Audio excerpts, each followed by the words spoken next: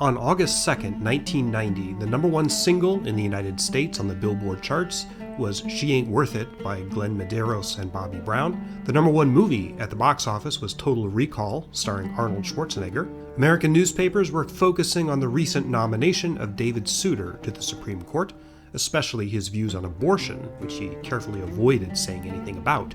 I don't often bring my own experiences into history videos, but during the summer of 1990, I was working as a day camp counselor, and that week was our overnight camping trip with the kids at a small county park in Oregon.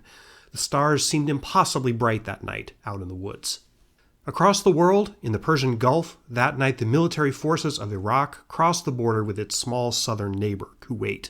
The main Iraqi forces were armored divisions, though special forces, helicopter, and fixed-wing air forces and boats were also involved.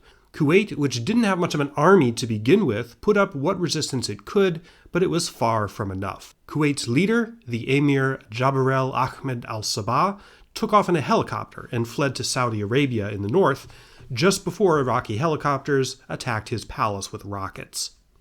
By the end of the day, Kuwait City was under the firm control of Iraqi forces. Saddam Hussein, the dictator of Iraq, who had planned and organized the invasion, had completely taken over his neighboring country. Though relatively small compared to massive military operations of the World Wars era, Iraq's invasion of Kuwait in early August 1990 was one of the most audacious military moves of the 20th century, and, if you'll forgive the expression, was definitely a turning point in modern history. As it happened, George H.W. Bush, President of the United States, you're going to have to forgive my instinct to call him Bush the First, was vacationing at a place called Little Woody Creek Ranch outside of Aspen, Colorado, which was then the home of Henry Cato, U.S. Ambassador to Great Britain. Margaret Thatcher, Prime Minister of the U.K., was also staying there. She was unpacking when the news came of Saddam's invasion of Kuwait. Thatcher was one of the first people Bush spoke to about the event. "This is no time to go wobbly, George," Thatcher reportedly told him. His decision seems to have been made pretty quickly. Saddam's action would have to be reversed, even if it meant direct commitment of American military forces. U.S. forces had been involved in military actions numerous times since the end of the Vietnam War in 1973, including under Bush's watch. But if American troops got involved, this was likely to be the biggest military action they'd been involved in since Vietnam. The geopolitics of the situation were also tricky. Saddam's relationship to the United States was best described as frenemy. He and factions of his government, both before and after he came to power in 1979, had received considerable support from the U.S.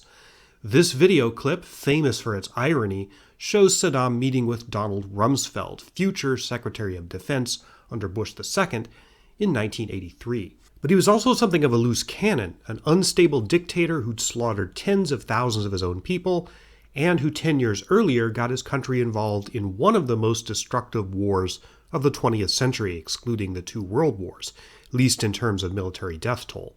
Oil was a major factor.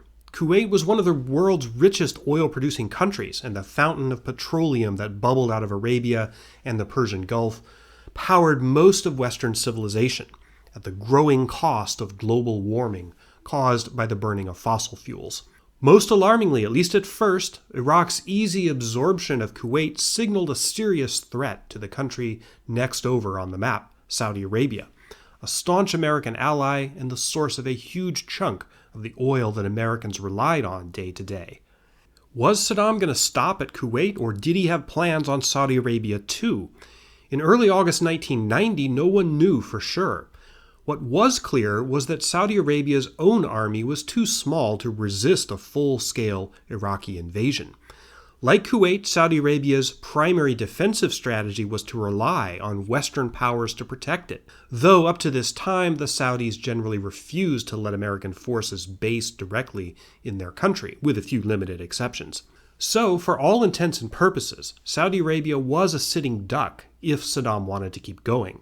On August 7, 1990, American General Norman Schwarzkopf, commander of what was called U.S. Central Command, General Colin Powell, chairman of the Joint Chiefs of Staff, and Secretary of Defense Dick Cheney held a briefing with King Fahd, the ruler of Saudi Arabia. Prince Bandar, the Saudi ambassador to the U.S., was the interpreter. The purpose of the briefing was to seek Fahd's approval to station U.S. forces directly in Saudi Arabia to defend it in case of an Iraqi attack. At the briefing, Fahd gave that approval on the spot. He communicated it in one word: okay. That decision was one of the seeds of the terrorist attacks of September 11, 2001, for reasons I'll mention toward the end of this video. Not the only seed, far from it, but one of the factors.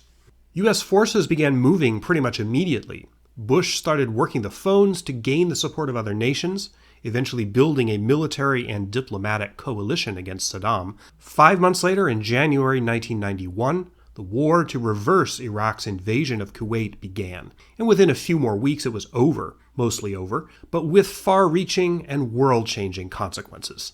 The Persian Gulf War of 1990 and 91 really was a major inflection point in recent world history. Almost everything that's happened in the world since then is at least related to a chain of events of which it's a significant part.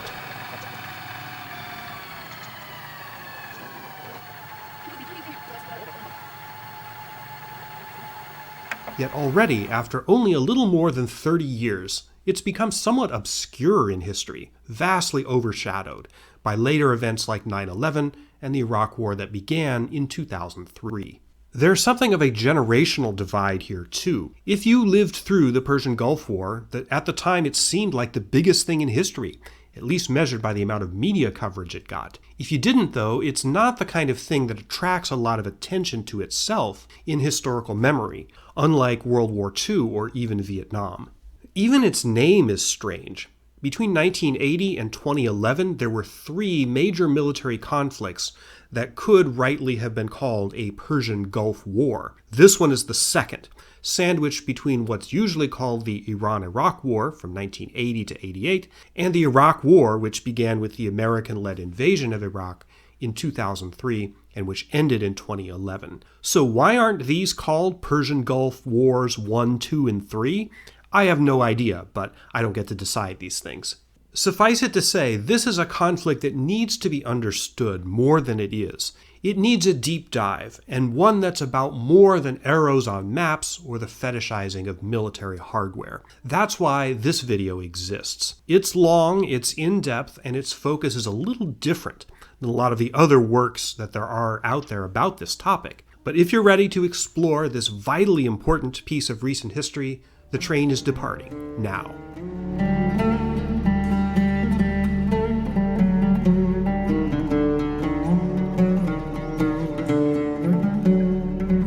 Hello, I'm Sean Unger. I'm a historian, I have a PhD in history, and I do deep dive videos on historical topics here on YouTube. I'm also a teacher and author. In 2013, while I was working on my dissertation, I taught a university-level course on the Iraq War. That is the third war, the one after this one. And I didn't get to spend as much time on this specific conflict as I had hoped. A few years ago, I developed an audio-only course on the Persian Gulf War on my website, seanmunger.com, so needless to say, I've got a lot of material compiled on it. This is a very long video, and I want to keep the introductory stuff to a minimum and dive right into the substance. But I do want to say one thing about my approach to the Persian Gulf War. A great deal that's been written and studied on this conflict is heavily weighted toward what you might call the military story. The hardcore history about units, maneuvers, commanders, weapons, hardware, that sort of thing. I call this the pins on maps type of history, which I admit I am not very good at. Consequently, this video is much less weighted toward that kind of history. Indeed, of 16 chapters, only one, chapter 9, deals in depth with what happened on the battlefield and above it when the shooting started. This presentation is mostly about the politics, context, the background, the overarching strategy, and the meaning of this conflict.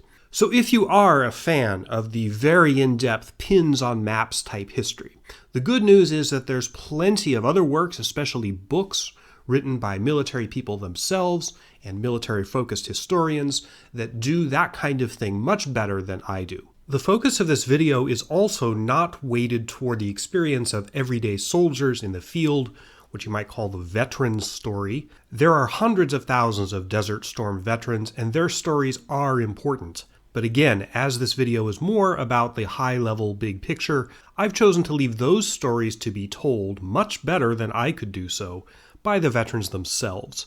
And there's lots of great books and videos out there where they tell their stories. I also want to make one other introductory point. There are lots of foreign names and words in this story, particularly Arabic. I don't speak Arabic, but I have made an effort to get the pronunciations correct, but I can guarantee you, as this is a weak spot of mine, I probably fell short a number of times, but I'm doing the best I can. If you're a regular viewer of my stuff, you know that when it comes to history, I love context, and I think it's really important. In less than a minute, we're going to be deep into the context of the Persian Gulf War, literally going back centuries. But I assure you that in due course, we will get back to the central story, so keep in mind where we left off. Iraq has invaded Kuwait. Bush has decided to send troops to Saudi Arabia to deter a possible Iraqi invasion of that country. Now, we aren't going to come back around to that until chapter 5, but do keep it in mind. So now, here we go.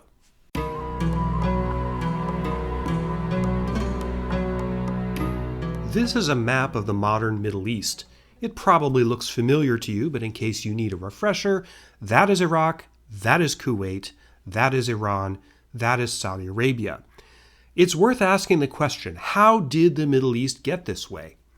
Before I get to that question, let's take a look at Iraq itself. In the 90s, Iraq's population was about 21 million. The ethnicity of the people of Iraq is important. The majority were and are ethnic Arabs, but the country's second largest ethnic group are Kurds, who live mostly in the northeast. There are also Turkmens, but exactly how many at this time wasn't clear. Saddam may have screwed around with the numbers in the censuses taken while he was in power. Among the ethnic Arabs are a minority group known as the Midan, or Marsh Arabs, who live, as their name suggests, in the marshes between the Tigris and Euphrates rivers. This is one of the oldest places of human habitation on the planet. While not ethnically distinct, the Marsh Arabs are culturally distinct from other people in Iraq. They'll pop up in our story again, especially right as the war ends. You cannot separate religion from ethnicity in Iraq. A majority of Iraqis, about 60%, were and are Shia Arab. I'll explain the difference between Shia and Sunni Muslims in a moment, but about 20% are Sunni Arab and about 17% are Sunni Kurdish. Sunni and Shia are sectarian groups within Islam. The majority of Muslims worldwide are Sunni. The Shia are a minority, except in only 4 countries. 2 of these 4 are Iran, which is ethnically distinct from Arab countries, and Iraq, where a majority, as I just said, are Shia Arab. Saddam, however, and in fact almost all of Iraq's rulers historically, have been Sunni, not Shia. So he was a Sunni Muslim ruling a majority Shia country. That becomes vitally important in just a minute. The split between Sunni and Shia Muslims is complicated, and it goes back to the time shortly after the foundation of Islam in the 7th century CE.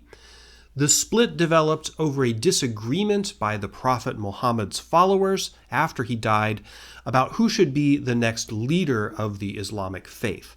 Sunni and Shia have developed different religious traditions. There are several pilgrimage sites especially important to Shia Muslims that are located in Iraq, such as the city of Karbala. The place that eventually became Iraq is, of course, one of the oldest societies on planet Earth, with a fabulously rich and vibrant culture. In the Middle Ages, Baghdad, the capital of the Abbasid Caliphate, was one of the world's great cities of art, science, and trade. In modern times, Iraq has produced world-class writers like Muhammad Mahdi al-Jawahiri and Daisy al-Amir, architects like Zaha Hadid, who designed the Guangzhou Opera House. Iraqi music is famous for the oud, one of the most ancient musical instruments still played today. So back to the question, how'd the Middle East get like this? Well, the simple answer is 3 different empires: the Ottomans, the British, and the French. Much of what we today think of as the Middle East was ruled at one time by the Ottoman Empire. Among other things, such as excelling at enormous tulip-shaped headgear, the Ottomans were very good at administration. They divided their empire into provinces and sub-provinces, some of which were pretty autonomous. What became Iraq, the ancient land of Mesopotamia, was mostly 3 Ottoman provinces: Mosul, Baghdad, and Basra. The thing you have to understand about the Ottomans was that it's kind of hard to draw the line between what quote-unquote belonged to them and what was, for most purposes, independent and autonomous. This is especially true when we get to Kuwait, the modern incarnation of which was founded in 1613, and which carried on for much of its existence as if it was an independent city-state, based mostly on trade and shipping. If you looked at a map of the Ottoman Empire in, say, the late 19th century, you would see Kuwait encompassed by the territory of Basra province. But if you asked the Kuwaitis themselves, who had their own rulers, many of them would claim that they were, and always had been, independent.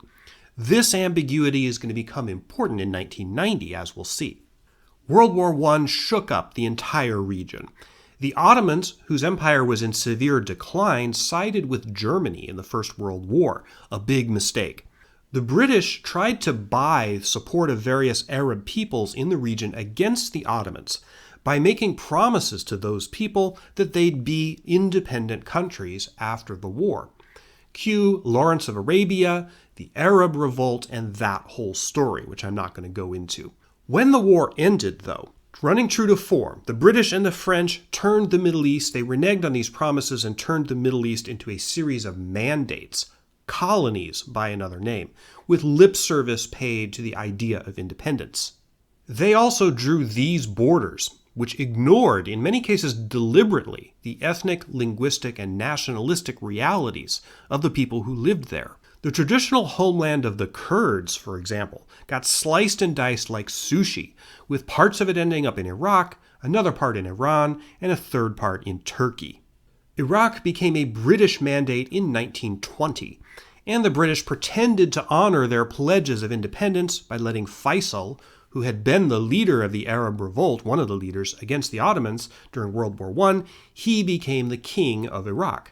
Faisal and his family continued to rule Iraq off and on until 1958, interrupted by a brief coup of right-wing generals during World War II, and also by British direct occupation during part of that period. The Iraqi monarchy was also heavily supported by the United States. You knew oil was going to come into this. Here it is. During this period, oil became a major factor in the region.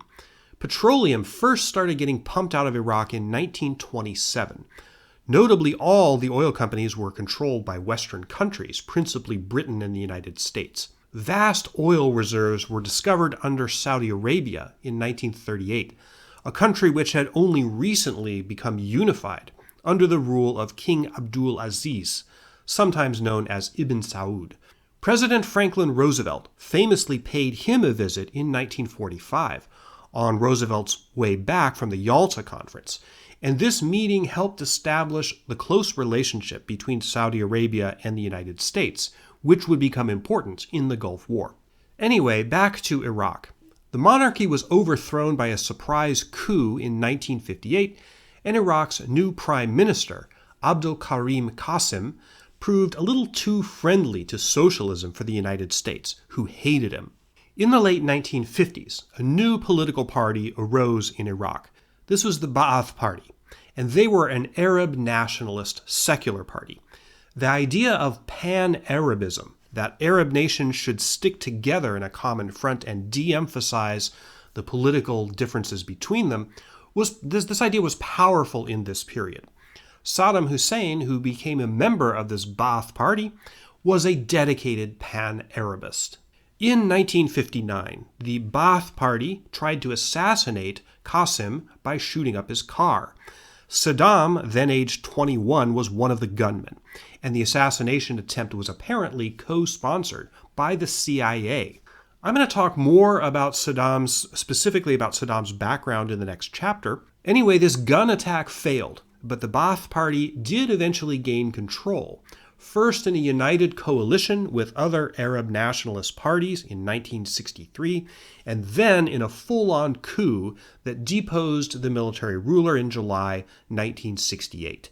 By now, Saddam was very high up in this party, having supervised its reconstruction in the mid-60s. The CIA also backed the coup that took out Qasem in 1963. By 1968, when the Ba'ath Party took full control, the U.S. had started to hate them too, and after the 1968 coup, the next U.S. presidents, Johnson and Nixon, did a lot of meddling in Iraq to try to subvert them. A major reason for this was that Iraq's foreign policy was tilting more toward the Soviet Union, something that always made Americans lose their minds.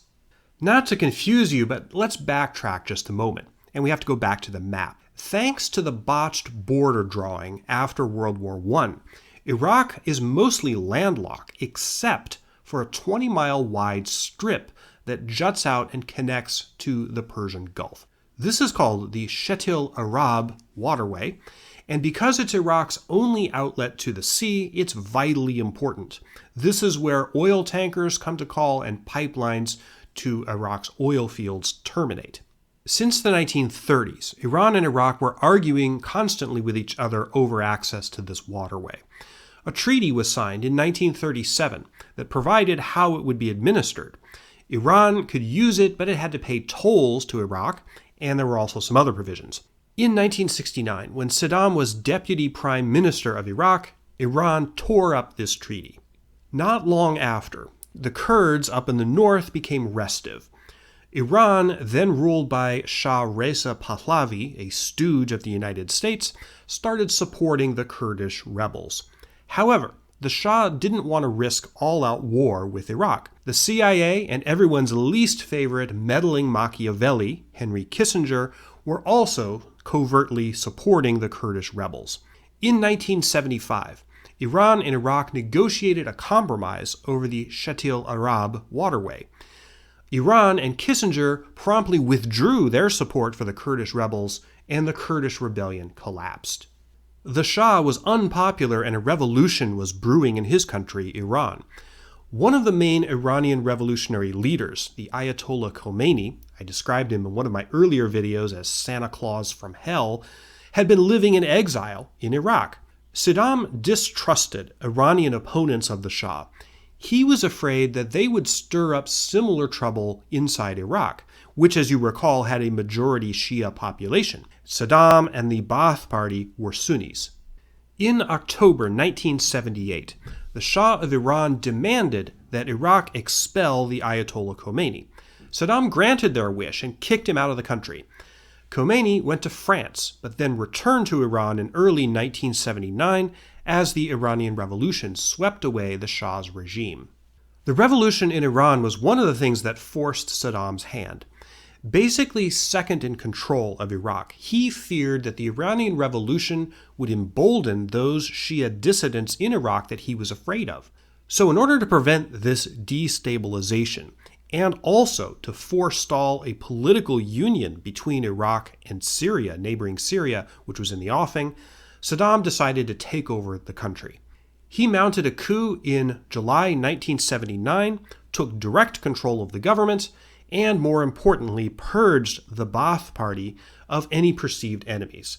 Again, more detail on this in the next chapter. So, what was going on with Kuwait all this time?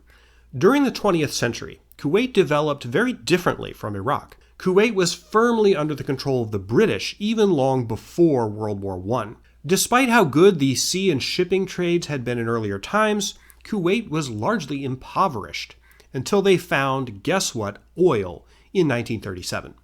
The question of whether Kuwait was or should be part of Iraq was contested throughout this whole period. There were political movements within Kuwait to stick it onto Iraq or stick it back onto Iraq, depending on whether you believe they had ever been attached in the past. In 1961, Britain's mandate ended and they granted Kuwait full independence. Iraq protested. British troops guaranteed Kuwait's independence, which was also guaranteed by the Arab League, an organization that had existed since the 40s. Indeed, troops from Arab countries, mostly Egyptians and Syrians, replaced British troops in Kuwait, humiliating Qasem, then the leader of Iraq. Kuwait, which then grew extremely rich on oil exports, became a cosmopolitan and generally prosperous country. Although the status of women there was pretty regressive by Western standards, they did have considerable rights as compared to other Islamic countries.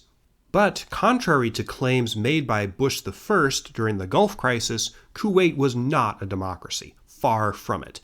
It was a monarchy ruled by a royal family, the Emir, the Sabah family. Throughout the 1980s, there was a lot of wrangling over its constitution and the scope of the Emir's powers. Also, most of the wealth in Kuwait was concentrated in the hands of a few very rich families. A significant portion of the middle and lower class labor that was done in Kuwait was done not by Kuwaitis, but by migrant workers, especially Palestinians, but also people from India, Pakistan, and other countries. Palestinians, who generally had Jordanian citizenship, were ineligible for citizenship in Kuwait. So sorry for how confusing this all must be. As I often tell my history students, if I could make it simpler, I would. But I think we have to have all this background to understand why the Gulf War happened and what was at stake. Of course, I've been dancing around one of the main personalities in this story, that being Saddam Hussein. He gets his own chapter, and it's just about to start now.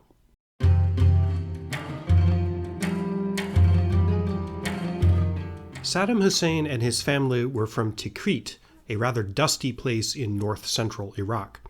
His biological father died shortly before he was born. As a kid, he was sent to live with his uncle, a member of the Ba'ath Party, and then back with his mother and an abusive stepfather. He was raised as a thief and a petty crook. If they had the mafia in Iraq, Saddam would have made a great mafioso. An important fact to know is that Iraqi society functions largely on a patron-client model, where people advance through clan and familial ties, and basically if you become prosperous or powerful, it's your responsibility to get jobs for and to help out your kin and others from your hometown. This is what happened with Saddam, and also what he did for others from Tikrit, especially his family. Saddam got into the Ba'ath Party through his uncle. He was also a cousin of Ahmed Hassan al-Bakr, who was president of Iraq from 1968 to 1979, and whom Saddam pushed out.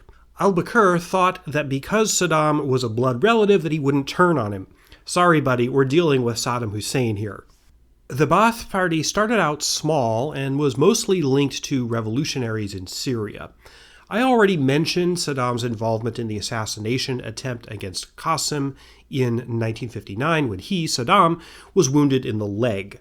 Saddam's fortunes rose as the party increased in their power throughout the 60s, and he was a loyal party man, given increasing responsibility, in part because his relatives were high up in that party.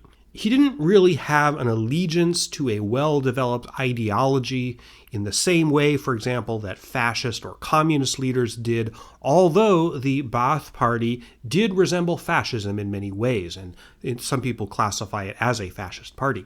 Saddam was a pan-Arabist, and he greatly admired the rule of Abdel al-Nasir in Egypt. In 1972, while he was rising in Iraq's government, Saddam oversaw the seizure of foreign oil interests, essentially nationalizing Iraq's oil industry. This made Iraq different from other oil-producing countries in the Gulf region, whose industries were still heavily intertwined with Western companies, Saudi Aramco, for example, in neighboring Saudi Arabia. Oil revenues in the 70s made Iraq surprisingly prosperous, though they were never as rich as the Kuwaitis, who were rolling in money.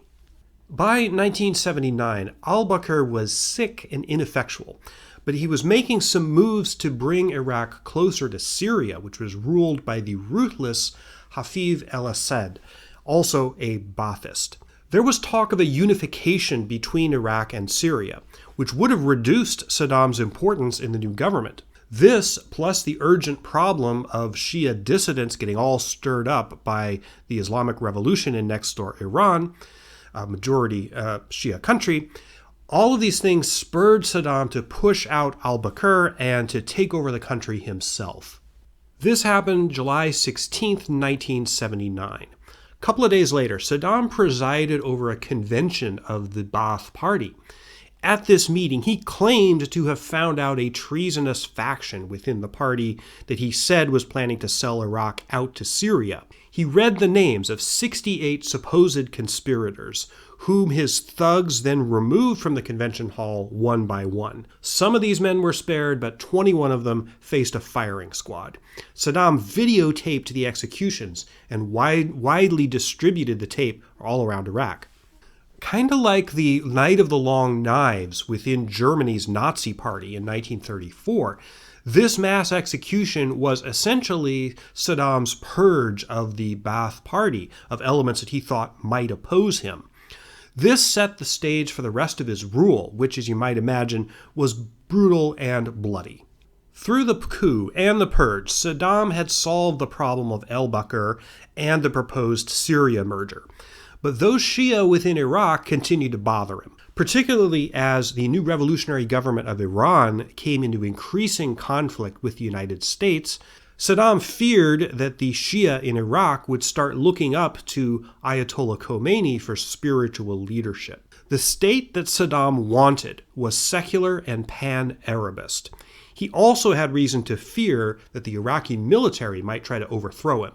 Above all, he wanted Iraq to be the big dog in the Middle Eastern region. Iran was a thorn in his side in a number of ways. The best way, he figured, to eliminate all these problems, or at least most of them, was war with Iran, which would unite the military behind his regime and offer an explicit reason to act against those Shia dissidents who liked Iran too much. He could accuse them of collaborating with the enemy.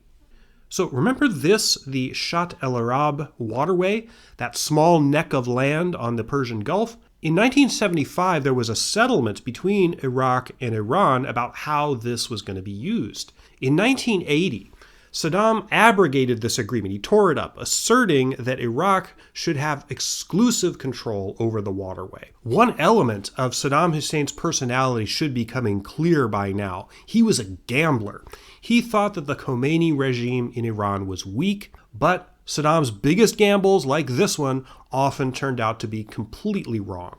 On September 17, 1980, Saddam held a session of his puppet National Assembly where he announced he was tearing up that 1975 agreement and asserting sovereignty over the Shatt el-Arab waterway. 5 days later, Iraqi forces conducted airstrikes against Iran's military airfields and invaded Iranian territory along the border. The Iran-Iraq War was on. So what about those Shia dissidents? Well, Saddam soon had a chance to make a very public example of some of them. In July of 1982, Saddam visited a prominently Shia town called Djala, where a group of dissidents tried to assassinate him. Outraged, Saddam ordered a brutal crackdown against the Shia of Djala.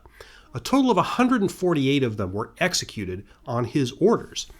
This bloody massacre, incidentally, was the specific crime for which Saddam was tried and executed in 2006. The war against Iran did not go well for him. It became a hideously bloody, drawn-out stalemate with trenches and artillery duels resembling World War I. Tehran and Baghdad fired Scud missiles at each other, and at one point Iran sent thousands of teenage boys riding on motorcycles directly into the Iraqi lines, shouting, "God is great." Nothing moved the needle very much, but the war was horrendously costly for Iraq. During the 1980s, Saddam did have one thing going for him.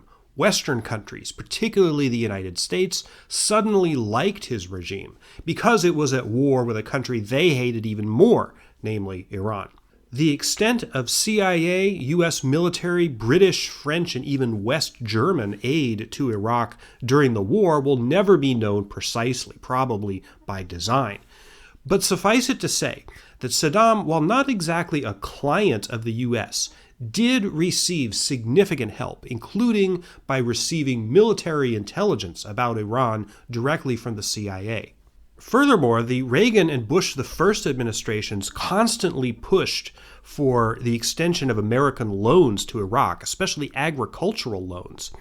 And this policy continued until literally the eve of the invasion of Kuwait in 1990. To an extent, Saddam was playing both sides of the Cold War. During the 80s, he also bought lots and lots of Soviet military hardware, which would come into play during the Gulf War. And this is particularly important. Saddam took out vast amounts of loans from Kuwait to help pay for the war. Remember, the Kuwaitis were loaded. In many ways, Kuwait was Iraq's most important ally, which is something that makes the 1990 invasion even more ironic. Saudi Arabia also supported Iraq financially during the war. Iran managed to take over that little spit of land that connected Iraq to the Persian Gulf, which forced Iraq to rely on ships from other countries, principally Kuwait, to get its oil to market. Iran started to target these tankers in order to hurt Iraq economically. In 1987, the United States got involved, sending Navy ships to protect those tankers. Two major incidents resulted from this. Iraqi fighter jets attacked a U.S. ship in May 1987, and in July 1988, just before the end of the war, a different U.S. ship shot down an Iranian airliner, thinking it was an attacking military plane. I did a video about that incident. Specifically, it was in the history of the ship that was involved, the American ship that was involved, the USS Vincennes. Another tactic Iran used was to try to stir up Kurdish rebels in the north of Iraq against Saddam's rule.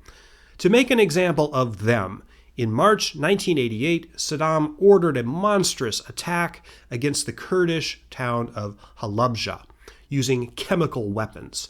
He'd used gas before against Iranian troops. Significant amounts of his chemical weapons and delivery systems were developed from materials he bought from Western firms, including many in the United States.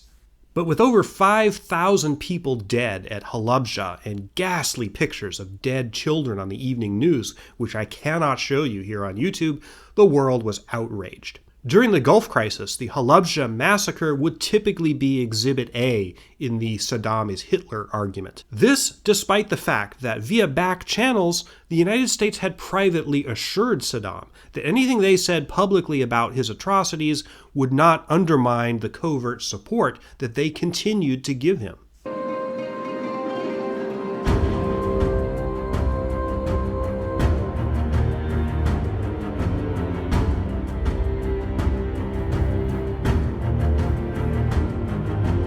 One of the major causes of the Iraqi invasion of Kuwait in 1990 involved something that had happened 4 years earlier. The price of oil collapsed. This was due in part to cheap oil coming from the Soviet Union, which was economically desperate in 1986.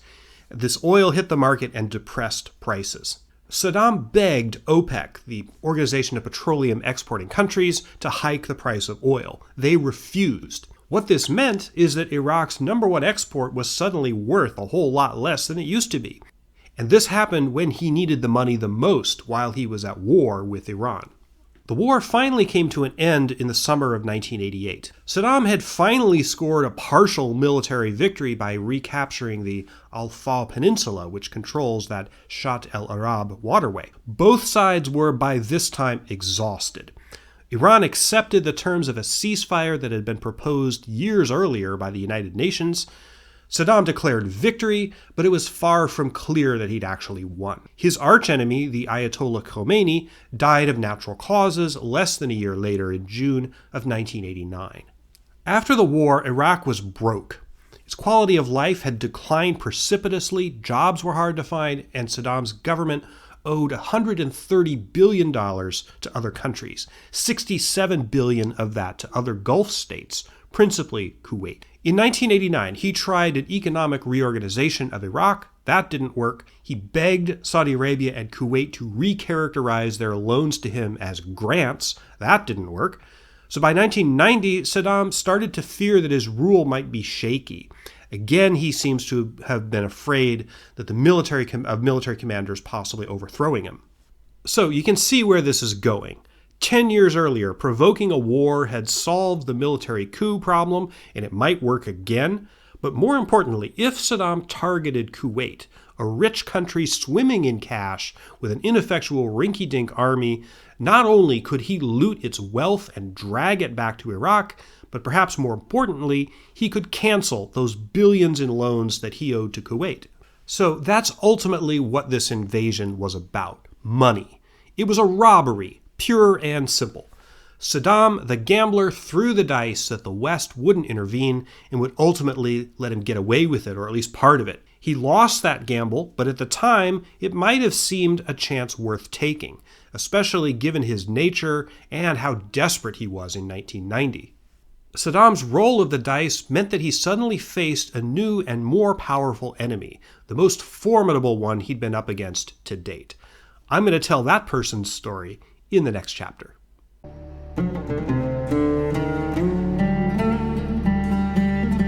50 years before Saddam's invasion of Kuwait, in June 1940, the same month that Nazi Germany conquered France, U.S. Secretary of War Henry Stimson gave an address at Phillips Academy in Andover, Massachusetts, his alma mater.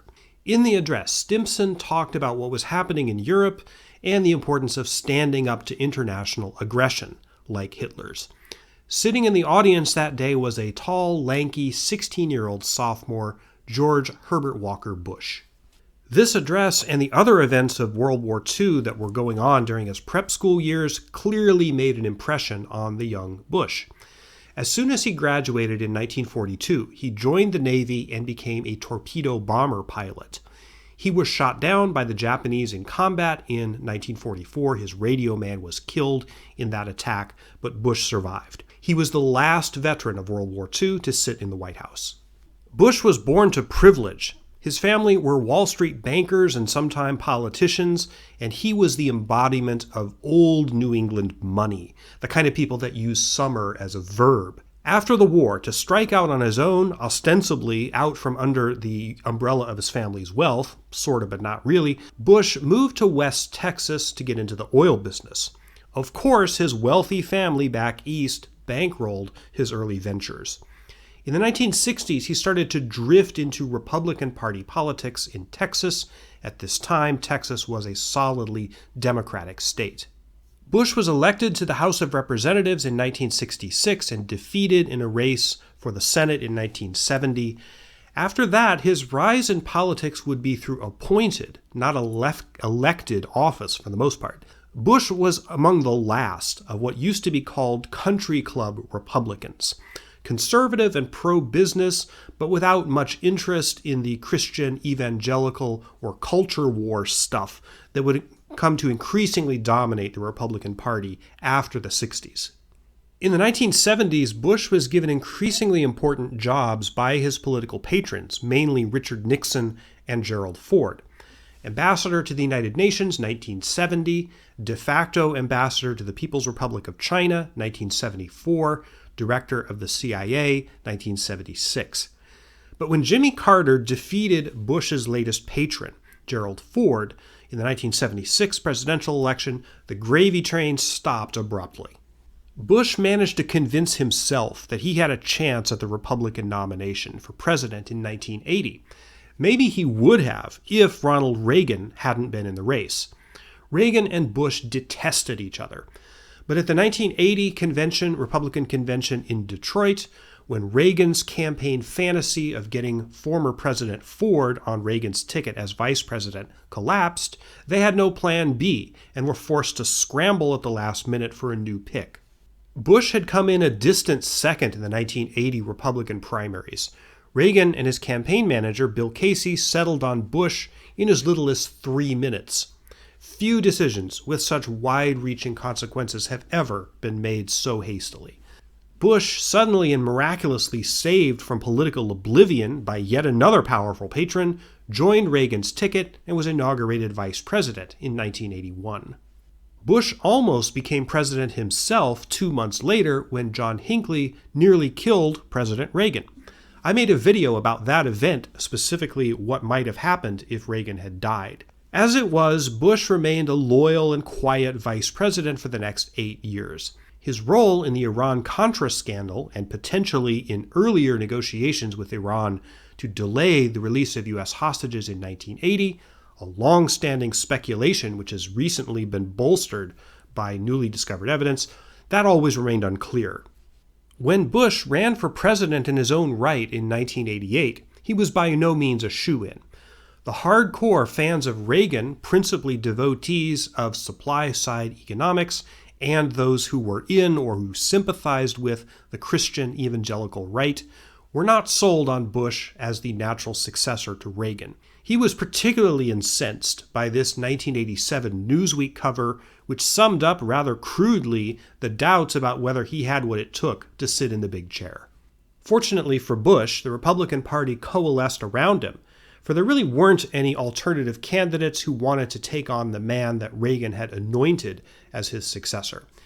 Even more fortunately for him, the field of Democratic candidates in 1988 was extraordinarily weak. The one who fought his way to the nomination, Massachusetts Governor Michael Dukakis, was a significantly weaker candidate than Bush and proved completely incapable of capitalizing on any of Bush's weaknesses. The 1988 campaign really wasn't about issues, with one notable exception, which I'll get to in a moment. Bush outlined no bold vision and no compelling plans for his presidency. The themes of the campaign revolved around patriotism, especially the ad nauseum repetition of the Pledge of Allegiance, and stale critiques of doctrinaire liberalism and the Democratic Party that Republicans had campaigned on since the Jimmy Carter era. A racist TV commercial run by a Republican dark money organization tried to tag Dukakis as responsible for a sexual assault committed by an African-American convict. Because it was a dark money ad, the official Bush's campaign fingerprints weren't on it, at least not directly, but the damage was done. The one pledge that Bush did make in 1988 that everyone remembered was this famous one. And the Congress will push me to raise taxes, and I'll say no, and they'll push, and I'll say no, and they'll push again, and I'll say to them, read my lips, no new taxes. This is going to come up during the Persian Gulf crisis, so hold that thought. Once in power, Bush showed little interest in domestic affairs, for which he was consistently criticized, but he did show a talent for foreign policy. World leaders, at least friendly ones, seemed to like and trust him, particularly Margaret Thatcher of the UK and Mikhail Gorbachev of the Soviet Union. In 1989, Bush faced two major foreign policy crises. The first crisis was the massacre of pro-democracy demonstrators in Tiananmen Square, Beijing, by the hardline communist Chinese regime. Most of the world was outraged, but behind closed doors, Bush, who had been U.S. ambassador to China, was relieved and sympathized with Deng Xiaoping, who had ordered the massacre. Bush feared that the demonstrations would destabilize China and mess up the world order. Congress thwarted Bush by passing a package of economic sanctions against China without a single dissenting vote. Bush undermined the sanctions anyway by executive order and fumed. The second crisis involved Panama. Manuel Noriega, the dictator of Panama, had long been supported by the United States and in fact was a CIA asset, having received a lot of money from the agency over a 30-year period. No one is sure exactly how much. The Reagan administration turned a blind eye to Noriega's extensive drug trafficking operations, which contributed to the flooding of America's inner cities with drugs, whose impacts fell disproportionately on African Americans and other people of color. A detailed rundown on Noriega's villainy and the collusion in it by the Reagan administration and Bush himself is not necessary here, at least beyond the greatest hits that I mentioned. But suffice it to say, even Bush, who had supported Noriega, couldn't turn a blind eye to him after the dictator ruined an election in Panama in 1989 with fraud and violence. After increasing hostility to the United States, Bush ordered an American invasion of Panama in December 1989 to kick out Noriega and capture him. He was wanted on drug charges in Miami. The United Nations, which in less than a year's time Bush would rely on heavily to legitimize his strategy in the Gulf, condemned the American invasion of Panama as violation of international law. Noriega was captured. He was put on trial and sentenced to 40 years, but he was eventually extradited to Panama, where he died. Bush also faced international and domestic pressure to act on global warming. In July 1990, just before the invasion of Kuwait, the Intergovernmental Panel on Climate Change report was released. I'll be talking about that more specifically in Chapter 12. It is related to the Gulf crisis, as you'll see there. Bush was not a denier of human-caused global warming. In fact, he raised it himself as a campaign issue in 1988. His chief of staff and principal political advisor, John Sununu, however, was a global warming denier, and he did much to ensconce denialism as official U.S. government policy on climate change. In the summer of 1990, at the time of Saddam's invasion of Kuwait, Bush's pet project in foreign policy was to guide East and West Germany toward formal unification, which was scheduled for October. The communist satellite states of the Soviet Union had collapsed like dominoes in the fall of 1989, as demonstrated most dramatically by the breaching of the Berlin Wall. Bush was eager to count the reunification of Germany as a foreign policy feather. He did eventually get it, but as the Gulf crisis was going on by then, it didn't make as much of a splash as he'd hoped. One last thing relevant to the Gulf crisis. The Bush family had extensive business and personal ties with the royal family of Saudi Arabia. As vice president in the 1980s, Bush was a friend of Prince Bandar, the Saudi ambassador to the United States. Later, the Bush family became much more directly involved with the Saudis through a private equity firm called the Carlyle Group. These ties became much stronger in the 1990s after the Persian Gulf War, but they did exist nascently prior to that. In 1990, the year the crisis began, some Carlyle execs pulled some strings to get Bush's son, George W., the future President Bush II, on the board of one of Carlyle's subsidiary companies. The Saudis were deeply involved in Carlyle, and the Saudi royal family, in particular, was cozy with the very large and very rich bin Laden family, one of whose black sheep sons, Osama, crops up in our story at the very end. The Bush-Saudi Carlyle connection became much more prominent in the 9/11 era for obvious reasons, but it did exist at the time of the Gulf crisis. In the next chapter, we're going to look at the big picture of the Iraqi invasion and Bush's response. Geopolitics zoomed out. Then, I promise, we'll get back to what was happening on the ground.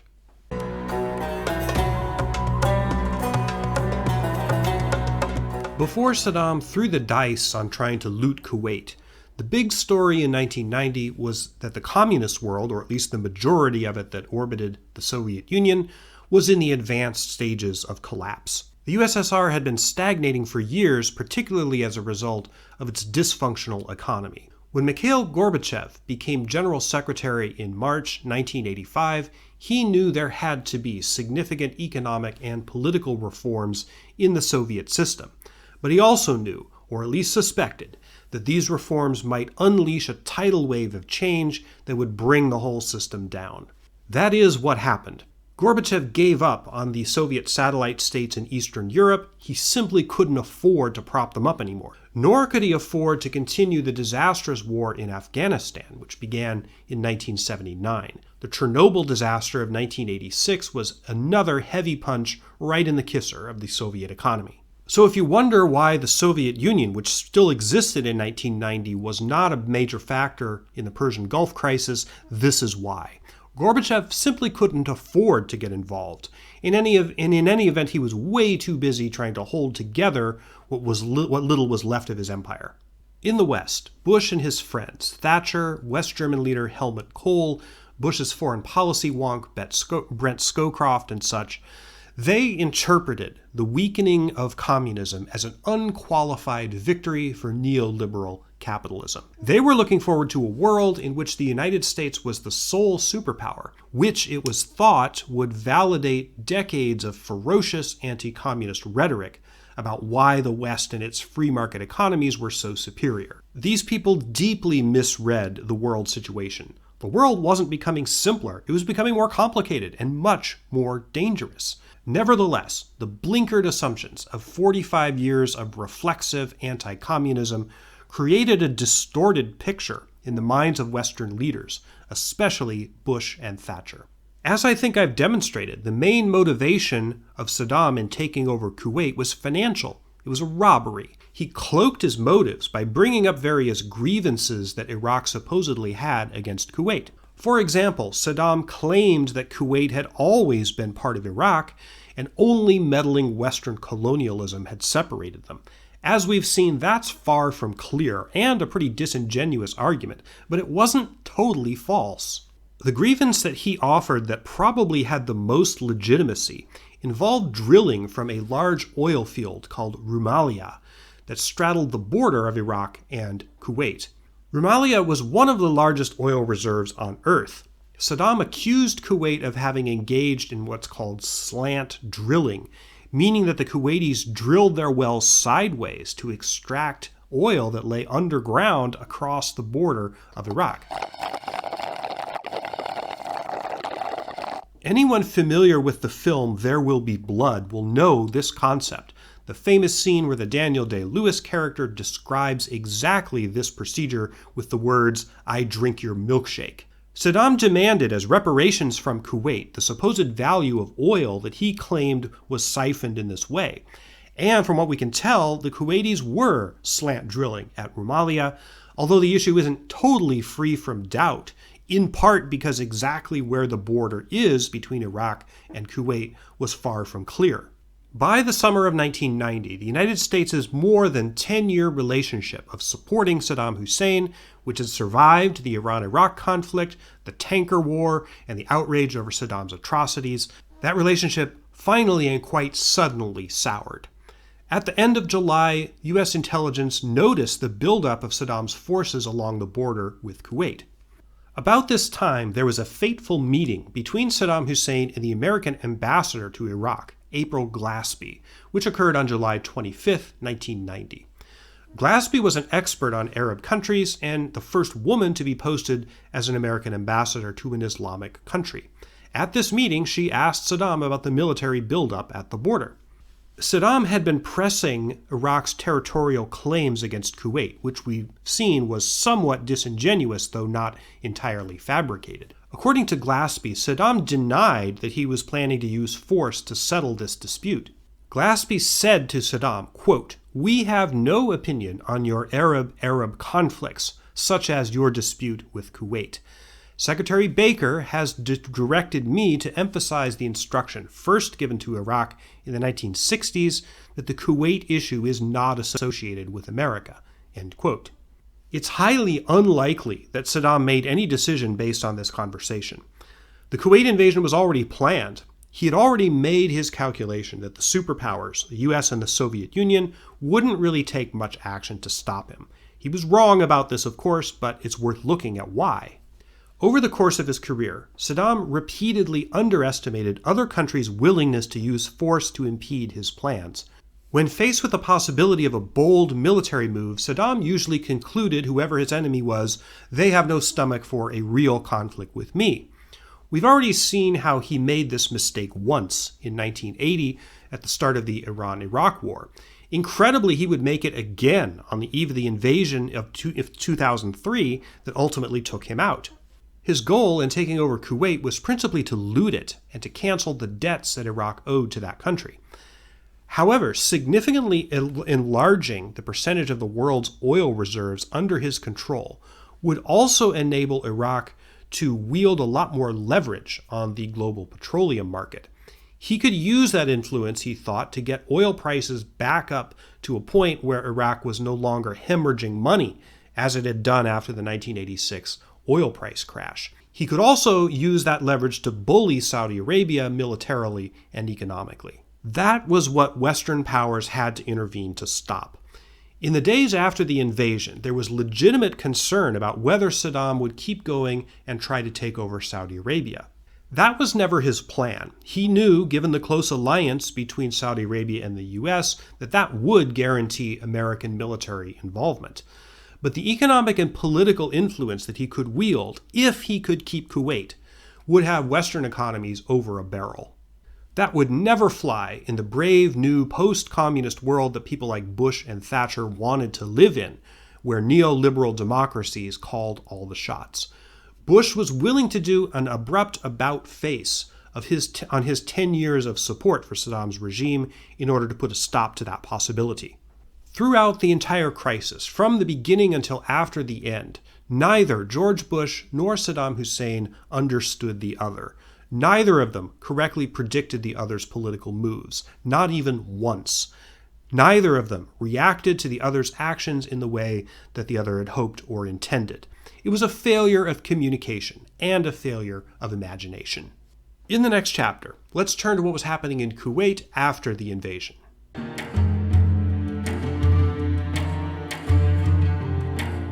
War always sparks massive and sudden population transfers. This was certainly true of the Iraqi invasion of Kuwait.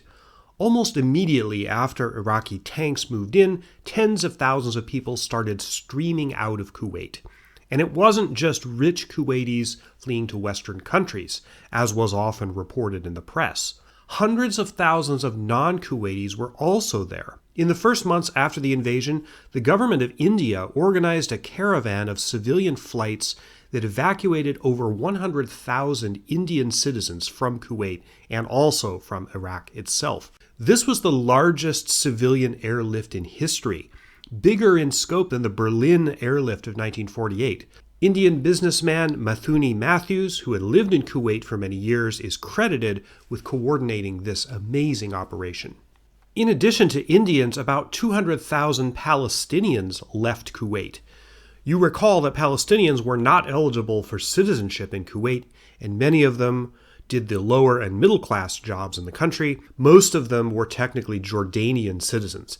The Iraqis themselves encouraged the exodus of Palestinians. Once they got in charge, they fired many of them from the jobs that they held. This would turn out to be ironic, as Palestinian political leader Yasser Arafat publicly supported Saddam. But when it came to actually helping Palestinians themselves, Saddam sure didn't go out of his way to help any of them. There would be another mass exodus of Palestinians from Kuwait after the war, another 200,000 left.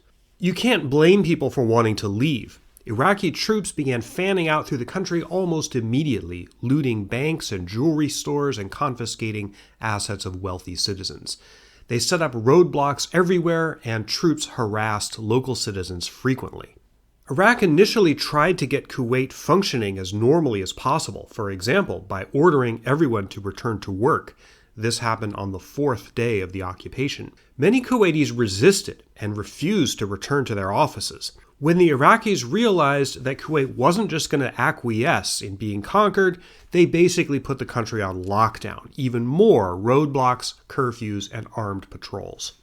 A resistance movement got going in Kuwait almost immediately. Thousands of ordinary citizens banded together to share food and information, to provide health care, and facilitate communication among the resistance and between the resistance and the outside world. There were a few, very few, satellite phones in Kuwait in 1990, and they were used by the resistance to talk to others on the outside. Westerners, such as the CIA, also helped them with some of these efforts. Saddam tried to crack down on resistance activity. Arrests and repression of resistance activities started from the very beginning of the occupation, but ramped up in the succeeding months. Numerous resistance leaders or ordinary people accused of anti-Iraqi sentiment were arrested, detained, and often tortured, and sometimes executed. Saddam's regime was brutal and used brutal methods. During the occupation and after it, several human rights organizations, including Human Rights Watch and Amnesty International, released reports about the brutality of the Iraqi occupation. Back in the U.S., a famous incident occurred regarding this. The Kuwaiti government, now in exile, realized that publicizing accounts of Iraqi atrocities in Kuwait could only serve to bolster American public support for a potential war to dislodge Saddam from Kuwait. So in October of 1990, a 15-year-old girl, identified only as Naira, testified in front of a congressional committee that she witnessed Iraqi troops taking premature newborn babies out of incubators in a Kuwait City hospital and leaving them to die. It turned out that Naira, full name Naira al-Sabah, was the daughter of the Kuwaiti ambassador to the United States, and the testimony was false. It seems bizarre that the Kuwaitis, who were being advised by a Washington public relations firm, thought they had to fake propaganda like this when there were so many undoubtedly genuine stories of Iraqi atrocities being committed against the people of Kuwait, particularly women, who were a backbone of the Kuwaiti resistance movement. Although Saddam let a lot of people leave Kuwait voluntarily, there were some that he wanted to hang on to. Right after the invasion, he canceled the exit visas of about 2,000 Westerners living in Iraq and Kuwait, principally Americans and citizens of the UK. Effectively, this made them hostages. He housed some of the Western hostages in various places, at one point telling the press that he was going to use them as human shields against potential bombing by the Americans and their allies. Had he done this, this would have been a war crime. A British Airways flight had the misfortune of landing in Kuwait City just as the invasion was starting, and Iraqi forces took all the passengers hostage. On August 23rd, Saddam engineered a photo op with various Western hostages. He tormented a 5-year-old British kid, Stuart Lockwood, asked him if he was getting his milk and cornflakes. This did not play the way that Saddam apparently hoped it would in the world press, because it made him look both stupid and sadistic. Realizing eventually that his hostages were going to be of limited value, Saddam tried to make himself look better by suddenly releasing them just before Christmas. This was all playing out against the backdrop of the diplomatic game, which I'm going to talk about in the next chapter, and the military buildup of American and other coalition forces positioning themselves for military action to reverse the invasion. These actions typically involved deadlines and ultimatums, various demands that Saddam had to meet by such and such a date, especially the last and most important one, January 15th, 1991. These deadlines were supposed to scare Saddam into action, but of course they didn't do that. All they really did was to tell him exactly how much time he had left to complete the looting and stripping of Kuwait. And during the 7 months of the occupation, the looting and stripping never stopped. It was, after all, what Saddam had come to Kuwait to do.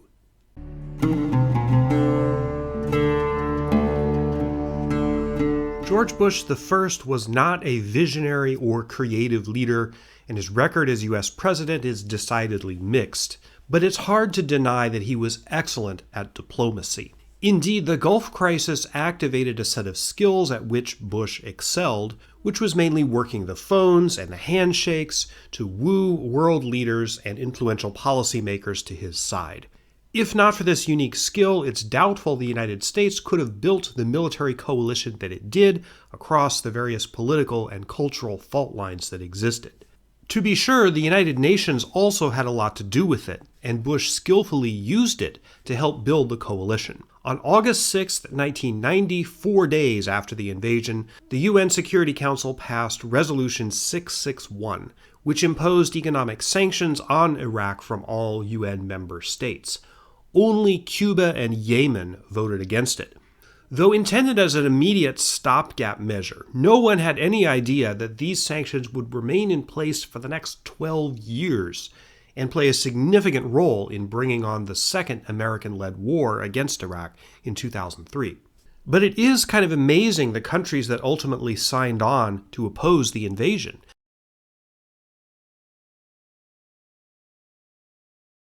There were the usual suspects who you would imagine would stick with the United States on something like this, Britain and Australia, for example, who contributed significant military forces. But many other countries also got involved heavily, including Islamic countries. Egypt, for example, sent 35,000 troops. The Saudis contributed nearly 100,000 personnel. Syria, over 14,000. Morocco, 13,000. Oman, 6,300. Pakistan, whose involvement was controversial because of their previous support for Saddam, sent over 5,000. Even countries we often think of as mostly pacifist, like Norway and Sweden, sent token forces, though mostly they were medical support. Saddam, miscalculating as always, was depending on the support, or at least the timidity, of most of the Arab world. Nevertheless, he did find some support within the Islamic world. Jordan, Sudan, Libya, Tunisia, Algeria, and Mauritania remained aloof from the coalition, although some supported the sanctions. And as I mentioned a while ago, the PLO, Palestinian Liberation Organization chairman Yasser Arafat, came out in support of Saddam. Ironic, considering that Saddam wasn't doing much to help the Palestinians, except with rhetoric. Arab countries were put in a very difficult position by the invasion of Kuwait. The Arab League, a multinational organization formed in the 1940s, was deeply divided by the crisis. In August 1990, the League, which then had 20 member states, voted to condemn Saddam's invasion of Kuwait. The 8 countries who voted against it or abstained were not necessarily pro-invasion. Indeed, the vast majority of Arabs across the region were shocked and appalled by Saddam's move, and especially by the looting of Kuwait. However, most Arab countries also resolutely opposed the involvement of the United States and other Western powers in trying to resolve the crisis. They overwhelmingly wanted a solution negotiated within the Arab states themselves to Iraq's invasion, and also, naturally, to Israel's occupation of Palestinian territories. In response to the world's demand that he give up Kuwait, Saddam proposed an idea that came to be known as linkage. He said he would talk about withdrawing from Kuwait if Israel would withdraw from the West Bank, Gaza Strip, and Golan Heights, territory that it first occupied during the Six-Day War of 1967. Bush scoffed at the idea of linkage as preposterous, and it probably was a pretty transparent attempt by Saddam to get the world talking about something, anything, other than his absorption of Kuwait.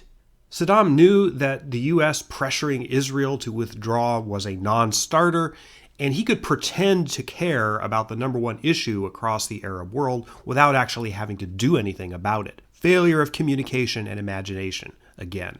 But the Israeli-Palestinian conflict did raise its head during the Gulf Crisis. On October 8, 1990, something called the Temple Mount Incident, also known as the Al-Aqsa Massacre, occurred in Jerusalem. The Temple Mount is where the Western Wall is located, where the old Temple of Solomon had stood, both the first temple destroyed by the Babylonians in antiquity and the second temple destroyed by the Romans in 70 CE. It's also the location of the Dome of the Rock Mosque, and not far from the Church of the Holy Sepulchre, the holiest real estate on earth, sacred to 3 major world religions. Now, I mention the temples because they're central in Jewish history and theology. In 1989, during the Jewish festival of Sukkot, an Israeli group called the Temple Mount Faithful, whose overarching goal is to build a new or third temple on that site, marched to try to lay a foundation stone for the third temple. This inflamed Muslim residents who threw stones at them. The Israeli police stopped the Temple Mount Faithful marchers to prevent any further violence. Despite being banned from trying again the next year, the faithful said they were going to march anyway, not necessarily to lay a foundation stone, but to put up a sukkah, a worship hut used for the festival of Sukkot.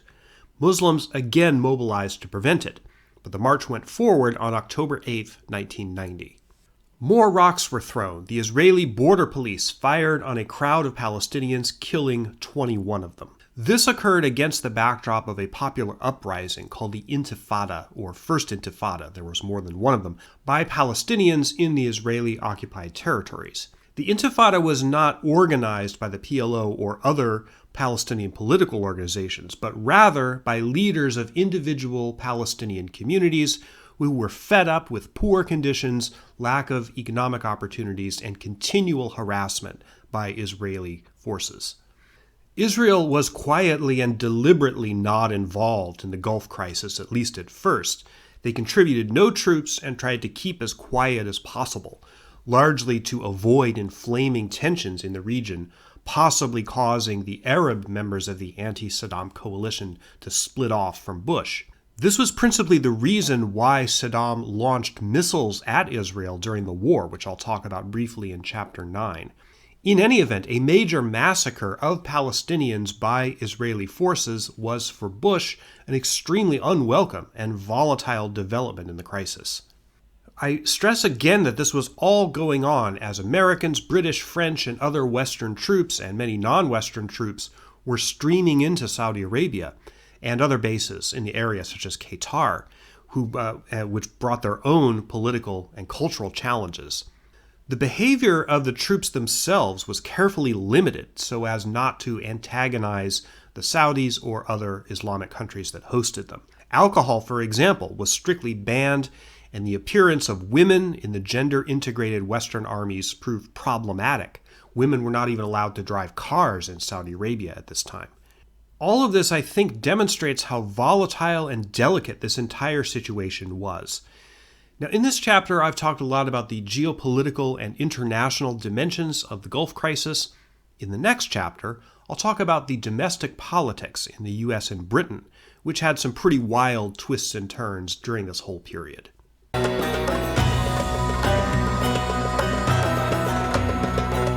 Domestically, in the United States, there was opposition to the war long before it started. But the crisis lasted only a few months, and the war itself only 6 weeks. So the anti-war movement simply didn't have a chance to develop into something that could significantly affect American politics. Protests and demonstrations occurred mostly in large, blue-leaning cities. Many were organized by and attracted the participation of people who had been active in or were trying to emulate the protest movement against the Vietnam War in the 1960s and 70s. But 1990 was not 1973, and George Bush was not Richard Nixon. The main critique of the Vietnam War centered around the argument that it was imperialistic, and growing out of a civil war between Vietnamese, the United States had no national interest at stake. That was the argument. That same case was much harder to make regarding Saddam's invasion of Kuwait. Possibly because it was so short-lived, no real leaders, whether political or intellectual, developed out of the protest movement, and as a result it never developed a compelling narrative. The most well-remembered slogan of the anti-Gulf War movement was "No blood for oil." What this slogan was trying to communicate was not factually wrong. The whole reason why the U.S. felt that its national interest was at stake in the Gulf had to do with the strategic value of oil. But the message, "No blood for oil," was also somewhat reductive. It suggested that the war was going to be fought for direct control over Kuwait or Iraq's oil reserves, and that wasn't the case. It was more complex than that. If Saddam had kept Kuwait, would the price of oil have gone up in the West, leading to some kind of economic dislocation? Well, certainly, but oil prices spiked as soon as the invasion occurred. Oil companies, in fact, were making tremendous amounts of profits on the backs of the crisis. But if the message of anti-Vietnam protests was, "This war," meaning Vietnam, "is not in our national interest," the message of "No blood for oil" was more like, "This war probably is in our national interest, but we really wish that it wasn't." The more nuanced that a protest movement's central thesis has to be, the less it's going to catch on. Bush could not sell the war himself. He simply didn't have the charisma, and in the fall of 1990, he was in deepening political trouble. Let's go back to this famous moment from August 1988. Read my lips. No new taxes. 2 years later, the American economy, overheated from its 1980s excesses, was beginning to slip into recession. Bush was negotiating the federal budget with a Democratic-controlled Congress. These negotiations were very difficult. In 1985, Congress had passed a law called the Gramm-Rudman-Hollings Act, which mandated that if Congress didn't voluntarily cut the federal budget deficit, then catastrophic cuts would automatically kick in. These consequences were made at the time to be deliberately disastrous, so as, the theory went, to motivate Democratic and Republican politicians to compromise on federal spending. These cuts were looming in 1990. The cost of not getting a budget agreement was very high. Democrats knew that they could inflict maximum pain on George Bush by forcing him to break his famous "Read My Lips" pledge. For his part, Bush was cynical about the whole thing. He knew from the moment he said "Read My Lips," which was the work of his 1988 speech writers and campaign political operatives, anyway, he knew that he would never be able to keep that pledge. His mistake was assuming that people wouldn't care. After all, it was just a campaign promise, right? Just some words he said to get elected. And everyone knew in the real world that campaign promises were meant to be broken, right? Bush did reach a deal with the Democratic Congress. Just before the 1990 congressional elections, and as additional troops that would give U.S. forces an offensive capability in the Gulf were on their way, Bush signed the Omnibus Budget Reconciliation Act of 1990.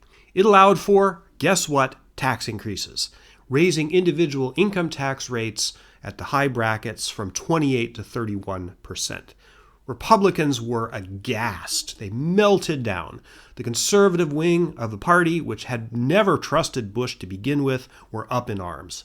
In the congressional elections of 1990, Democrats gained 7 seats in the House of Representatives, increasing their majority to 267 seats to the Republicans' 167. One independent won that year, won a seat for the first time that year. You may have heard of him. His name was Bernie Sanders. In the Senate, Democrats gained 1 seat for a majority of 56, and Republicans lost 1 for a total of 44. It wasn't a wave against Bush and Republicans, but it wasn't really very good for them either. And the fact that the country was about to go to war seems to have made very little difference in the results one way or the other. Then, later in the same month, November 1990, Bush lost his number 1 coalition partner, Margaret Thatcher. The fall of Margaret Thatcher from power is not often discussed in the context of the Gulf crisis, but I think it's worth spending a little bit of time on. By the end of 1990, Thatcher had been prime minister for 11 years, having come to Downing Street in the critical general election of May 1979. She was one of the longest-serving British prime ministers, and she'd won 2 subsequent general elections in 1983 and 1987 with comfortable margins. Her Conservative Party was firmly in power, and the Labour Party was at its low ebb in the 20th century, at least until the end of the 80s. After 11 years, though, cracks had started to appear in Thatcher's rule. She tended to browbeat and terrorize her cabinet, and the rigidity of her positions and the stubbornness of her character were legendary. She fully intended to stand for a 4th election, probably in 1991, and she fully expected to win, though very few others in her party shared that view. By 1990, there had been several high-profile defections from her cabinet, and even Conservative Party members had become a lot less skittish in speaking out against her. The issue that brought down Margaret Thatcher was not the Gulf. It was about whether Britain should join the exchange rate mechanism, a monetary policy within the European Economic Community, and the first step toward a unified European currency, the euro that eventually came in without British participation in 2001. British politics had long been split between Euroscepticism or distrust of the idea of the European Union and integrationism or pro-Europeanism, which favored Europe, including the UK, forming a more integrated economic unit to balance the influence of the big superpowers. Thatcher was a strong Eurosceptic, and she did not want to join a unified currency. Ultimately, though, her cabinet persuaded her, reluctantly, to sign on to the exchange rate mechanism. She did it, but then publicly trashed the idea of European integration, which by her own policy, her ministers were supposed to try to negotiate. Deputy Prime Minister Geoffrey Howe resigned in protest after this. Emboldened, another integrationist in Parliament and former member of Thatcher's cabinet, Michael Heseltine, decided to challenge her in the upcoming leadership election within the Conservative Party. Now, we don't need to get into the mechanisms of this rather arcane intra-party election, which occurred within a committee. It was not a general poll. Suffice it to say, there were 2 rounds. While Thatcher did win a bare majority in the first round, it was not overwhelming, and it was clear that the other top conservative leaders doubted her ability to win another election, and they told her so. Rather than suffer further humiliation, Thatcher withdrew from the contest and did not stand for that second round of balloting. She announced her resignation as Prime Minister on November 22nd, 1990, effective in 6 days. Interestingly, Heseltine, the man who had initially challenged Thatcher, also suffered from a lack of confidence within the party. Thinking ahead to the next general election, the Conservatives ultimately backed a dark horse, John Major, the Chancellor of the Exchequer. When Thatcher left 10 Downing Street on November 28th, in tears, captured by news cameras, Major became Prime Minister of the United Kingdom. It would fall to him, a brand new unelected prime minister, to lead the UK through its first major war since the Falklands conflict in 1982. In the meantime, Bush and his diplomatic ace, Secretary of State James Baker, were whipping up one last round of worldwide diplomatic support. This time it was for a United Nations resolution that would authorize military force to reverse Saddam's invasion of Kuwait, if he didn't voluntarily cough it up by January 15th. The final vote of the Security Council took place on November 29th, the day after John Major moved into 10 Downing Street. Of the Security Council members at that time, once again, only Cuba and Yemen voted no. China abstained. Yemen was punished by the withdrawal of U.S. foreign aid and loans from the World Bank and International Monetary Fund, but the resolution passed handily. This was the final deadline. Now everyone knew exactly when the war would start, shortly after January 15th. Saddam had about 6 more weeks to finish pillaging Kuwait, and to try to set up whatever endgame he was capable of to save his own neck. Politically, Bush had one last place to go before the shooting started, and that was to Congress, which had assiduously kept hands off the Gulf Project for as long as possible. Congressional Democrats were skeptical of what they saw as the Bush White House's rush to war. In Congress, the debate, perhaps not surprisingly, came down to essentially a bipolar question. Either authorize the use of force, essentially rubber stamping that UN declaration, or let the economic sanctions run for some indeterminate length of time and see if those would eventually force Saddam to give up Kuwait. For a number of reasons, there was a specific window for potential military action that would be closing before too long. Ideally, the Pentagon wanted the war to be concluded during the winter months before the heat of the Saudi and Iraqi deserts made operations much more difficult. Furthermore, the Muslim holy month of Ramadan would also begin on March 17th, and it was a hard ask for members of the coalition from Muslim countries to be fighting other Muslims during Ramadan. So there was a ticking clock. The date January 15th, insisted on by the United States in that Security Council resolution, was not pulled out of a hat. On January 12, 1991, only 3 days before the deadline lapsed, Congress finally passed a resolution authorizing the use of force. The vote was 250 to 183 in the House of Representatives, and a much closer 52 to 47 in the Senate. Of prominent politicians in Congress at that time, John Boehner, future Speaker of the House, future Vice President Al Gore, and future Republican presidential candidates Bob Dole and John McCain all voted yes. Future Speaker of the House Nancy Pelosi and future President of the United States Joe Biden voted no.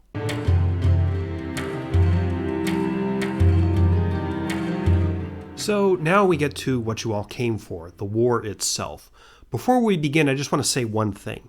If my treatment of the battlefield progress of the war in this chapter seems a bit thin, which would be an entirely valid criticism, the good news is that there's tons of resources out there that go into it in much greater depth than I can. In fact, in the description to this video, I've linked a bibliography. It's not compiled by me, that lists all kinds of other books on these very detailed military-focused topics. So unit maneuvers, military strategy, hardware, air tactics, weapons, you name it, you can find it there. The military campaign had 2 main phases, an air war, which lasted several weeks, and a ground phase, which went relatively quickly. The air phase started on January 17th, 1991. It was January 16th back in the U.S. due to the time difference. Massive airstrikes were launched with fixed-wing planes, helicopters, and cruise missiles. Targets included military infrastructure and especially radar and communications sites, but naturally also Saddam's presidential palaces, the Baghdad airport, power plants, factories, government buildings, broadcast stations, and towers. Basically anything that kept Iraq running, they were all targets. Thousands of sorties were flown, and not just from the region. Some B-52 bombers took off from airfields in the U.S. and flew non-stop across the world to Iraq. The U.S. Navy had stationed aircraft carriers in the Red Sea and the Persian Gulf. Even some battleships dating from the World War II era got in on the action. The Iraqis did respond. U.S. and coalition air forces were targeted by anti-aircraft guns, and there were a couple of dogfights between U.S. and Iraqi fighters. The first combat casualty of the war was Scott Speicher, a Navy pilot whose FA-18 Hornet fighter was shot down by an Iraqi MiG-25. After the first few days, though, Saddam stopped trying to engage Americans and other coalition countries in the air. He lost 36 planes in the first week and then bugged out, sending 115 of his 140 remaining planes to airfields in Iran, mainly to save them so he could use them in campaigns against future revolts to his rule. And several planes were also literally buried in the desert, a kind of bizarre sight. A major preoccupation of the air campaigns were the Scud missile sites. The Scud missile, developed in the 1950s in the Soviet Union, was a relatively cheap and extremely annoying weapon, built to deliver a small nuclear warhead, which it was never used for, or a conventional explosive. The Soviets exported thousands of these things to their various client states throughout the Cold War. Saddam had used Scud missiles extensively during the Iran-Iraq War of the 1980s. So did Iran, who also had them. Scud missiles were problematic because they could be launched from trucks. Iraqi forces could launch their missile and then immediately drive away, so that a counterattack against the launch site was pointless. Saddam's forces launched 88 missiles during the war, 46 at Saudi Arabia and 42 at Israel. I'll discuss the Israel strikes in a moment. As scary as they were, however, the Scud missiles were far from surefire hits. The Iraqis had made some modifications to their designs, which made them unstable. They often failed to hit what they were aimed at, or they broke up on descent. Nevertheless, a significant number did hit their targets. One of the primary countermeasures against Scud missiles were the somewhat infamous Patriot missiles, the MIM-104, a surface-to-air weapon designed to intercept and destroy enemy missiles in flight. This weapon was brand new at the time of the Gulf War and had never before been used in combat. Patriots were deployed around bases and other targets. Some Iraqi Scud missiles were successfully intercepted. Exactly how many, though, is unclear. Analysis after the war showed that they were not the smashing success that the Pentagon and their manufacturer Raytheon Corporation and even President Bush publicly claimed they were. President Bush's statement that they had a 97% success rate was flat out false. On February 25th, right as the ground campaign was beginning, a Scud missile hit the U.S. Army barracks in Dhahran, Saudi Arabia. The Patriot missile battery defending that base failed to fire due to a computer error. 28 American soldiers were killed, the highest casualties among U.S. forces in a single incident during the war. Saddam hoped that his Scud missiles would achieve one of his political objectives during the war, which was to split the multinational coalition against him. On January 18th, the day after the war began, Iraqi forces fired 8 missiles at targets in Israel, most in densely populated areas. The idea was that Israel would retaliate against Iraq, and then Muslim countries in the coalition would either stop fighting or perhaps even change sides and attack Israel too. As it happened, Bush convinced Israeli Prime Minister Yitzhak Shamir not to retaliate. This probably was a Herculean effort of diplomacy, which, as you recall, Bush was very good at. Bush promised to deploy Patriot missiles in Israel. They weren't very effective, but they were a morale boost to the Israeli people. In 42 missile attacks on Israel, 74 Israeli citizens were killed and 230 were injured. The air campaign was devastatingly effective. It was critical in preventing the Iraqi army from resupplying its frontline combat units, which accounts, at least in part, for why so many of them eventually surrendered. All the nations of the coalition lost a total of 75 aircraft in the air campaign, most from anti-aircraft fire. Ground warfare was pretty limited in the first month. The Iraqis themselves made an incursion across the Saudi border at a town called Kafshi and were quickly defeated. A few ground incursions by coalition troops began to pick up in mid-February, mainly to destroy Iraqi artillery positions, but the real bulk of the fighting, the ground phase of the Gulf War, began on February 24, 1991. Militarily, the idea was to trick Saddam into thinking that the major ground moves would be directly toward Kuwait. Actually, however, a major part of the campaign involved U.S. Army units, particularly armored divisions, tanks, invading Iraq in the desert to the west of Kuwait. This was done to prevent a move by Saddam anticipated by coalition commanders to try to save his Republican Guard units by moving them out of Kuwait ahead of the main attack. A colossal tank battle, one of the largest in history, began. Coalition forces, especially Americans, British, and French, were extremely effective in finding, chasing, targeting, and destroying Iraqi tanks. Saddam lost about 2,000 tanks in these operations, the vast majority of his expensive army. Air operations were critical in cutting Iraqi units off from any hope of resupply or linking up. Kuwaiti forces, bolstered by U.S. Marines, went into Kuwait itself, and particularly Kuwait City. For political reasons, it was thought that Kuwaitis should be the ones to retake the capital. There were some intensive firefights in Kuwait and Kuwait City, but Iraqi troops behaved here like they did most other places. They put up a stiff fight at first, but then mostly ran away or surrendered. The number of troops that surrendered was absolutely staggering. Tens of thousands of them gave up when they realized the fight was more or less pointless. Coalition aircraft dropped leaflets written in Arabic all over Iraq and Kuwait, explaining and illustrating, often in comic book format, how to surrender without getting shot. This was not like World War II or Vietnam, where surrendering troops could expect to be sent to POW camps and held indefinitely. The Iraqi prisoners were generally held only a very short time and released unharmed. At least in most cases there were reports of coalition troops abusing some of them. Although some Republican Guard troops had varying degrees of loyalty to Saddam Hussein, the rank-and-file Iraqi soldier was usually a poorly trained grunt and deployed mostly as cannon fodder. Nevertheless, casualties were fairly high. Probably about 25,000 Iraqi troops were killed in the war, compared to the coalition's 147 killed by enemy action, a grossly disproportionate result.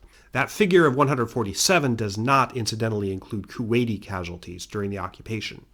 On February 26, Saddam gave the order to retreat from Kuwait. The advance of American and coalition forces was actually much faster than anyone, including their commanders, expected. On February 27th, with Kuwait secured and Iraq's military largely shattered, President Bush gave the order that a ceasefire would go into effect 100 hours after the ground combat started. Went into effect on February 28th. The final hours of the war were the most destructive. After Saddam's order to retreat, a huge column of Iraqi vehicles, tanks, military trucks, civilian cars, anything that would roll, headed north on Highway 80, leading out of Kuwait City back toward the Iraqi border. On the night of February 26th, U.S. Marines planes dive-bombed that highway, first targeting the Iraqi army vehicles at the head of the column. Then more aircraft came down to strafe and destroy everything backed up behind it. This came to be known as the infamous Highway of Death, and it was, in very simple terms, a war crime. It's hard to know how many people were killed in this attack, which became very controversial, so much so that it was reported to the International War Crimes Tribunal.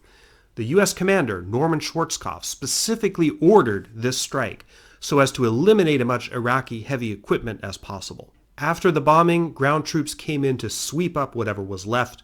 They found bodies hanging out of burned-out tanks and trucks amid literally mountains of loot that was being dragged out of Kuwait. Due to YouTube's content restrictions, I can't show you pictures of the aftermath of the Highway of Death attack. They're easy enough to find on the web. Google them. Don't hold me responsible for any subsequent loss of all remaining faith in humanity. The commander of the coalition forces, General Norman Schwarzkopf, wanted to have the hostilities end with a dramatic surrender ceremony, preferably held somewhere inside Iraq. He chose an airfield at the town of Safwan along the Highway of Death as the venue. One problem, though, his information that the U.S. forces had taken Safwan was wrong. An armored unit was quickly sent there to capture the town, and there was a standoff with the Iraqi Republican Guard which held it. Eventually, the Iraqis backed down and Schwarzkopf got his surrender ceremony, though it was considerably less dramatic than he probably would have liked. The Iraqi general who signed the surrender was Sultan Hashim Ahmed. While there were still some skirmishes and encounters after the ceasefire went into effect, as of March 1st, 1991, the Persian Gulf War was officially over.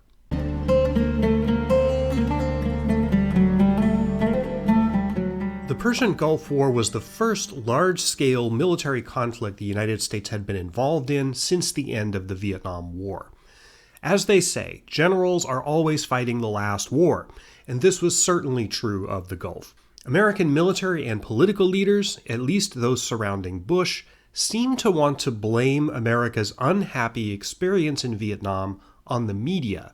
The Bush White House and Bush himself were notoriously hostile to the press, and in an attempt to control what the media reported on, and thus what the average American saw and read, was a major effort in this conflict. On August 14, 1990, just a week after King Fahd agreed to the presence of American troops on Saudi soil, Schwarzkopf's command office issued a memo called Annex Foxtrot. I love these military names. This memo established how the military would control media coverage. Reporters would not be allowed to roam free through combat zones as they had in Vietnam. In fact, they wouldn't be allowed in at all, except in groups, and their members had to have special credentials to get there, and they would be, in the language of the memo, quote, escorted at all times. It's not entirely clear where the genesis of this policy was, whether it came directly from Bush himself, or more likely Secretary of Defense Dick Cheney, or the top commanders themselves, most of whom were Vietnam veterans, and who generally shared the view that the news media had lost America the war in Southeast Asia. But what definitely is true is that this system, called the pool system, had a huge impact on how the war was reported and how the American public reacted to it. For their part, the media played along. CNN was the first round-the-clock 24-hour news network, and they jumped on the Gulf crisis, which provided wall-to-wall content to cover even before a shot had been fired by coalition forces. Once the shooting did start, the war was the most dramatic show on television. Grainy infrared pictures of missiles shooting off or bombs falling on Baghdad in real time was something that TV viewers had never seen before, even in the Vietnam era. Schwarzkopf and the commanders eagerly fed the media's appetite for drama and flashy visuals, so long as they supported the mission. I remember watching in real time Schwarzkopf at a press conference showing off this video called The Luckiest Man in Iraq. Right there. Look at here. Right through the crosshairs. And now in his rearview mirror.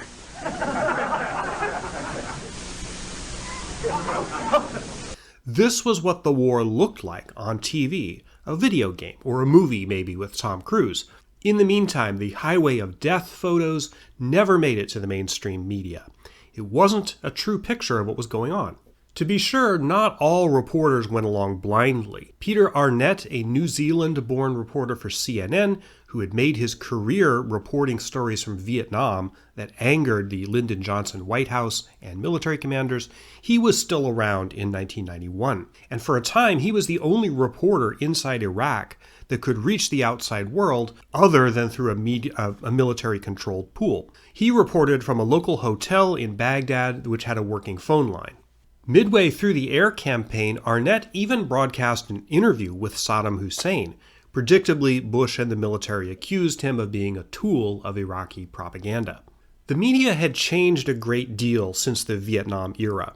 In the 60s and early 70s, reporters and news organizations were treated kind of like a public trust, providing reasoned, objective coverage that had the effect of keeping political and military authorities accountable to the public. Walter Cronkite, legendary CBS anchor, affected the outcome of the war by broadcasting an editorial in early 1968 after the Tet Offensive, calling for real give-and-take negotiations between the U.S. and North Vietnam. By 1990, the news media simply wasn't like that anymore. It was a business interested in ratings and advertising. Even if individual reporters or editors still felt like they had a noble mission to accomplish, More often than not, they were undercut by business decisions made by bean counters and executives. If the invasion of Kuwait was about money for Saddam, the Gulf War was about money for networks and news conglomerates. It was hard to come out of the conflict without a cynical view of how it had been presented. The spin worked. While media viewers in Europe saw a slightly more nuanced view of the war than Americans did, it was Americans who were in the lead, who set the tone, and whose people would be voting for or against George Bush in the next election. In all the tens of thousands of hours of media coverage of the war, Americans rarely, if ever, saw a dead body or the very real human carnage and suffering that American bombs or other weapons left behind. Without a visceral reaction to the conflict on the ground, the abstract ideas behind the war were easier for most people to accept. As the shooting ended in the Gulf, President Bush's approval rating was clocked at 89%, some sources say 93%. The narrative that the Gulf War was an amazing and history-making victory got little pushback. Just one last detail on this topic, and one that's not American-centric. As the hostilities began in January 1991, the BBC, the main government-controlled broadcast channel in Britain, compiled a list of 67 popular songs that would be banned from being played on the airwaves while the military phase was going on. The list included Imagine by John Lennon, Buffalo Soldier by Bob Marley, and Love is a Battlefield by Pat Benatar.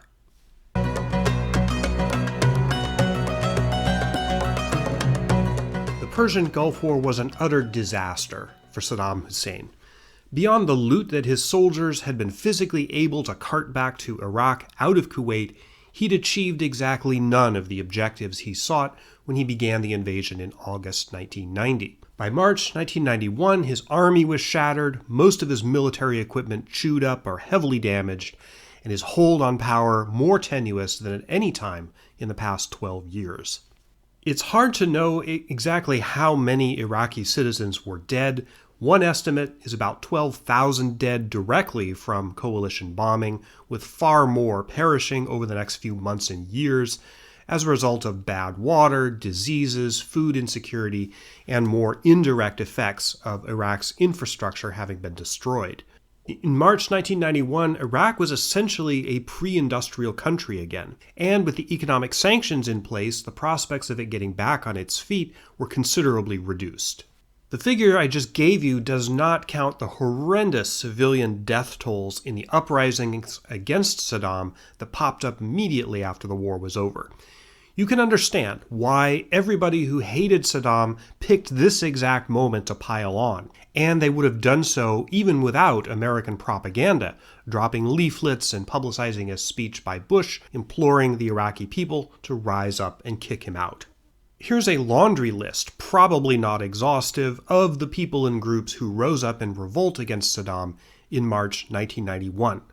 The Islamic Dawah Party, the Supreme Council for the Islamic Revolution in Iraq, that's a Shia Islamist political party that long opposed Saddam. Muhammad Ibrahim Wali, a military commander in Basra who raised an army. The Iraqi Communist Party, almost every major Kurdish group in Iraq, including the Patriotic Union of Kurdistan, the Kurdistan Democratic Party, Peshmerga, which means Kurdish nationalists, Islamic Movement of Kurdistan, Communist Party of Kurdistan, Kurdistan Workers' Party, and probably a lot more that I've never heard of. This was all a major threat to him. By March 7, 1991, barely a week after the ceasefire with coalition forces, Iraq's government had lost control of 14 out of Iraq's 18 provinces. Saddam finally started to panic. Although he was losing control of the provinces, he did have two advantages. First was the Republican Guard, the part of his army that was loyal to him, and at least part of which had managed to escape the conflagration with the Americans in the desert west of Kuwait. The second thing was that Baghdad itself was not joining the revolt. This is kind of amazing, considering that a majority of Baghdad is Shia, concentrated in a very large neighborhood called Saddam City, later renamed Sadr City, which later became a quagmire for U.S. troops in the invasion of 2003. The truth was that in Baghdad, the dissidents didn't organize very well. Even outside of Baghdad, the rebels against Saddam were working together only in the loosest and most ad hoc way. There was no central organization among them, and as a result, no coordinated strategy. Saddam also took advantage of a serious mistake made by the American commander, General Norman Schwarzkopf. Remember that ceasefire at Safwan? The officer who represented Saddam at that meeting, Sultan Hashim Ahmed, objected to the term dictated by Schwarzkopf that no Iraqi aircraft would be allowed to fly over Iraq. He said that the infrastructure and roads were so destroyed by bombing that it was impossible to move government officials around Iraq without at least the use of helicopters. So could they please have an exception for helicopters? Schwarzkopf on the spot agreed. He did not check with the Pentagon or the White House. The no-fly order applied only to fixed-wing aircraft. If there was a number one mistake made in the whole Gulf War, other than Saddam's original decision to invade Kuwait, this was it. Pretty much immediately, Saddam began employing helicopters as gunships to strafe towns and strongholds controlled by Shia and Kurdish rebels. He also used chemical weapons during these attacks.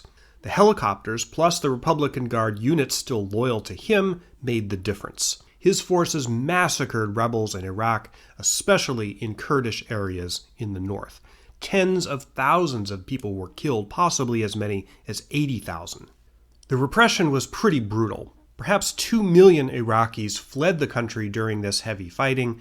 The vast majority of these refugees were Kurds, who streamed across the borders into Turkey and Iran. Contrary to the message the rebels drew from President Bush's broadcasts, American forces not only did not intervene to help them, they acted largely by omission to aid Saddam's efforts. U.S. forces had confiscated huge amounts of weapons and munitions from surrendering Iraqi troops. Instead of giving them to the rebels, American forces destroyed them, returned them, or gave them to the government of Afghanistan. As they had done before, remember what Kissinger did in 1975, and as they would do again, the United States totally abandoned the Kurds to their fate, as well as the other rebels in the south of Iraq. Why? Well, as usual, Bush was worried about Iran. If Saddam was overthrown and whoever replaced him was Shia, which seemed likely, he was afraid that this would inure to the benefit of Iran, always seen as more of an enemy to the United States than Iraq ever was. Bush was pilloried for his failure to help the rebels, although he pretended this criticism bewildered him. In 2011, the American ambassador to Iraq formally apologized for Bush's decision to let the Kurds get massacred. Had Schwarzkopf not made that mistake about the helicopters, and if Bush had actually helped the Kurds, there might never have been a second Iraq war. Saddam might have been taken out in March or April of 1991, and the whole thing would have been over. The Kurds might actually have a homeland today. In his brutal campaign of revenge, Saddam also targeted the Medan or Marsh Arabs, who were generally opposed to his rule. I'm going to talk more specifically about them in the next chapter. In early April, Saddam declared victory against the rebels. More people died in these massacres than had been killed in the active fighting during the war itself. When U.S. troops occupied Iraq in 2003, they found mass graves from these massacres all over the place. At about the same time, in early April, United Nations passed Resolution 687, which purported to be a comprehensive settlement of the war, but was anything but. Basically, this resolution stated that the economic sanctions on Iraq would remain in place until its compliance with all the other UN resolutions, especially the one requiring Saddam to give up his weapons of mass destruction. In subsequent years, Resolution 687 would cloak a lot of sins. Although it said nothing about no-fly zones, the American and British governments invoked this resolution to maintain two broad areas of airspace over Iraq where they claimed the authority to shoot down any Iraqi planes that violated it. And they did, throughout the whole rest of the 1990s and up until the 2003 invasion. The language about weapons of mass destruction later became the hook on which Bush II hung the case for that subsequent invasion. Fortunately, that mishegas is beyond the scope of this video. We know, of course, that Saddam did not possess any significant chemical, biological, or nuclear weapons when Bush II invaded in 2003. Did he ever have weapons of mass destruction? The short answer is, well, yeah, but not a lot. He did have chemical weapons, most of which he'd used in the war against Iran, and then later in the massacres involved in the uprisings. Iraq's nuclear capability had been stunted by 2 raids in 1980 and 1981, one by Iranian air forces, the second by Israelis, against a reactor site called Osirak. Just for good measure, coalition forces clobbered the Osirak site again in January 1991, but by that time there was nothing there. Saddam provided begrudging and incomplete cooperation with UN's weapons inspectors from 1991 to 98 when they were withdrawn at the request of the United States, which was about to punish Iraq with airstrikes for not cooperating with UN weapons inspectors. At the time the inspectors were withdrawn, the UN believed that he had destroyed 90 to 95% of the chemical and biological weapons stocks that he ever had, but that last 5% could never be verified. It is fairly clear that Iraq did not possess significant WMD capability after the end of the Persian Gulf War. How the doubt about that last 5% became central to the public justification for the 2003 invasion is a complicated and somewhat ironic story, but again, not one that I'm going to cover in this particular video. The final issue in this chapter is to answer the question, which was much in the air in the years after the Gulf War: why didn't coalition forces go quote-unquote all the way, meaning capture Baghdad and topple Saddam from power? The answer should be painfully obvious, and I don't need to spend a lot of time on it. For one thing, the international cover that Bush had carefully built, especially the United Nations Authority, spoke only of reversing the invasion of Kuwait, not conquering Iraq. But more importantly, Bush and his advisors, Sununu and Scowcroft, Colin Powell, and General Schwarzkopf, knew exactly what would happen if they tried to do that. This question is a unique example in history of 2020 hindsight. We know what would have happened because it did happen in 2003. Saddam and what was left of his army would have been defeated quickly, but the U.S. would then have occupied Iraq and faced a long, drawn-out, and draining insurgency with no possible prospect of victory and years of casualties. That is precisely what happened after Bush II invaded in 2003. If you doubt that the decision-makers knew at the time, meaning in 1991, that this is what was going to happen, take a look at Norman Schwarzkopf's 1992 memoir, It Doesn't Take a Hero, in which he lays out in detail the exact case for what would have happened if they had gone on to conquer Iraq. He wrote that years before that exact scenario was confirmed in real life beyond all doubt. Let's turn now to the environmental aftermath of the war.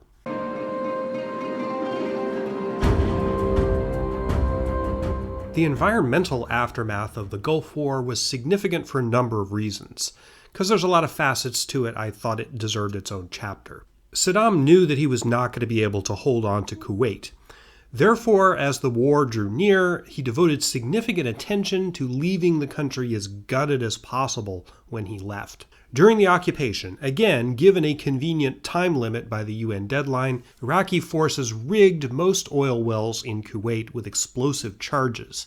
They began blowing them up not long after the air campaign began, but the destruction greatly accelerated in the final days. Iraqi forces sabotaged about 700 Kuwaiti oil wells, setting most of them on fire. The fires had a couple of objectives. First and foremost, obviously, it was to destroy Kuwait's wealth. If Saddam couldn't take it with him, apparently no one would have it. Secondly, the smoke from the fires was thought to be a convenient smoke screen against air attacks. It didn't really work as well as Saddam probably hoped, but after the war, a transport plane did crash, partly as a result of low visibility, killing almost 100 people. The choking smoke was itself also a form of chemical warfare and environmental warfare, and it wasn't the only instance. At the end of January, Iraqi forces turned on the taps of oil pipelines flowing into the Persian Gulf right at the Shat al-Arab waterway. Millions of barrels of crude oil flowed into the Gulf. It continued to foul beaches and interfere with wildlife and ecosystems for years afterward. There were also trenches filled with oil, which were supposed to be set on fire to impede the advance of coalition troops. Very few actually were, but the oil itself was hugely problematic. So at the beginning of March 1991, Iraq and Kuwait were pretty much close to hell on earth. The air was unbreathable and full of smoke. Kuwait City was looted and destroyed. The highways leading out of Kuwait were filled with bombed and burned out vehicles. It was a gigantic environmental disaster.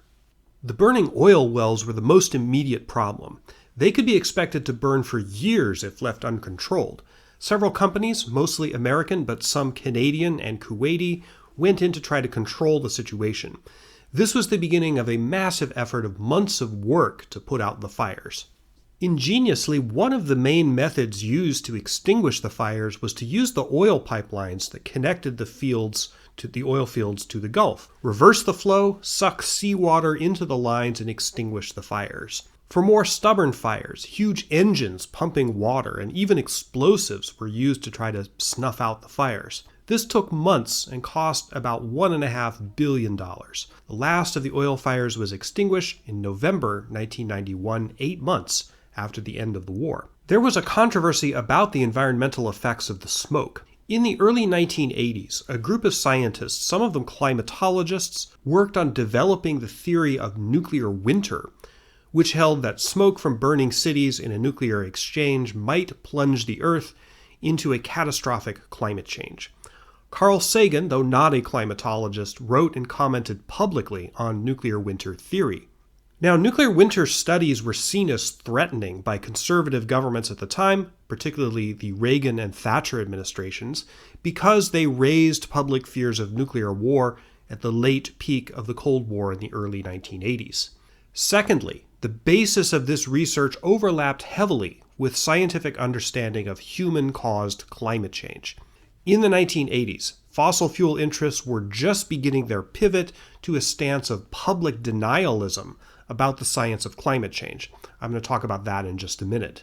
In 1991, while the Kuwaiti oil wells were burning, Sagan spoke up again, worrying that the smoke from these fires might create a miniature nuclear winter. The whole controversy sprang up again in the public and popular press. Ultimately, the smoke did not reach stratospheric levels and thus did not trigger the nuclear winter scenario on any scale, probably a fortunate escape.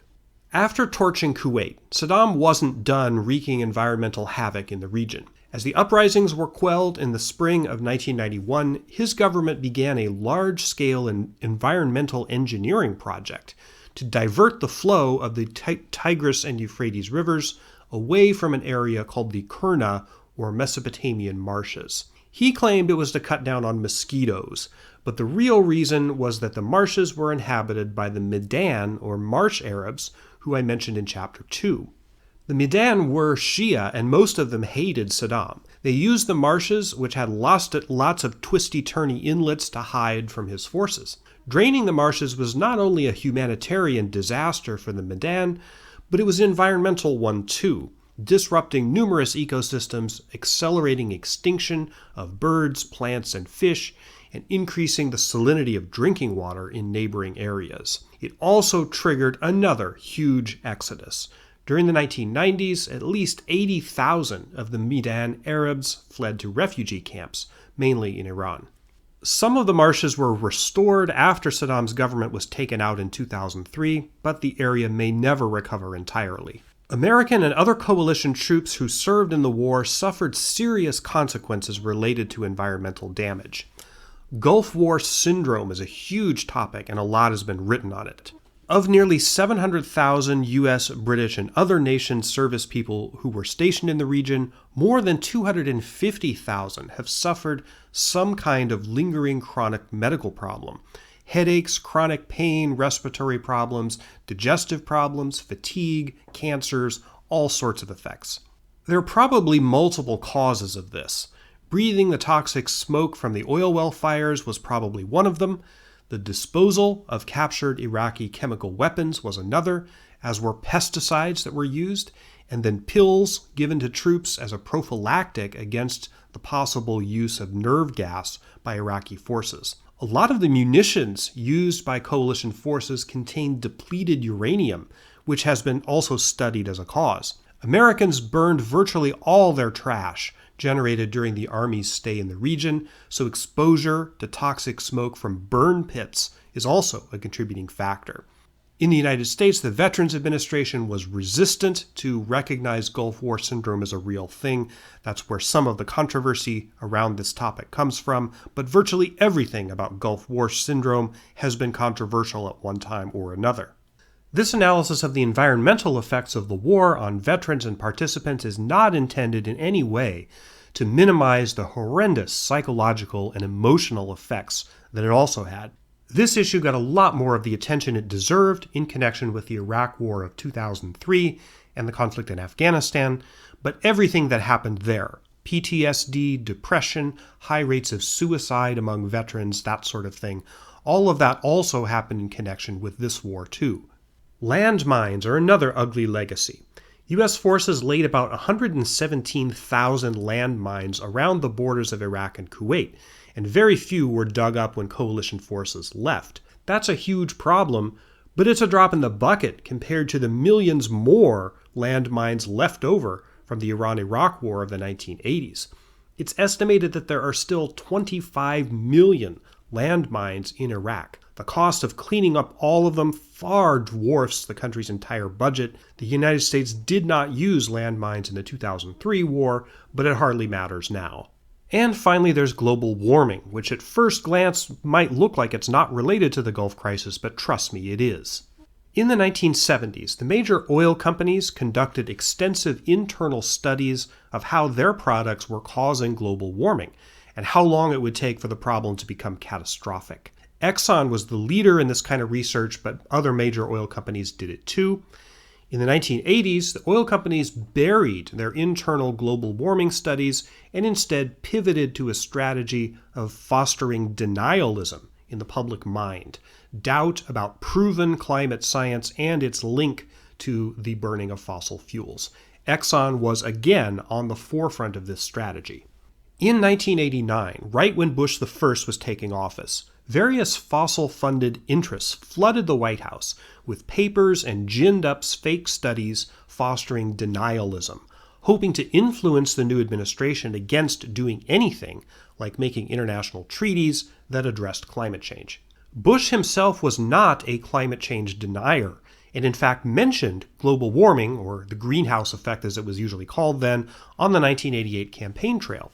But his chief political advisor, John Sununu, certainly was a denier. Bush simply wasn't engaged on the issue after he became president. So, through Sununu, denialism quickly crystallized as the dominant federal policy on global warming. The UN's Intergovernmental Panel on Climate Change issued its groundbreaking first report on global warming in July 1990, just as Saddam was planning the invasion. As it was being finalized, Sununu tried to negotiate with the IPCC to get them to soften and dilute the report's conclusions about the dangers and likely effects of global warming. He failed. Sununu was extraordinarily bitter about this failure and became ferociously hostile for the rest of Bush's term to anything involving global warming. I know because I've seen the documents from the Bush library. The IPCC report of 1990 was groundbreaking, one of the most important documents of the 20th century, in my opinion. It was the first time the world learned about the urgency of the global warming problem, and they were learning it at the exact time that a major military conflict was brewing, whose entire reason for existing involved access to the very resource that was causing that problem. Bush cringed at the mere mention of linkage between Saddam's invasion of Kuwait and the Israeli occupation of Palestinian territories. He would have been even more allergic to the idea of linkage between the Gulf crisis and climate change. It's almost an existential question. Why fight a war expending vast amounts of blood and treasure to help secure a resource that's destroying civilization? I don't think many of the protesters chanting "no blood for oil" were thinking about global warming. Perhaps they should have been.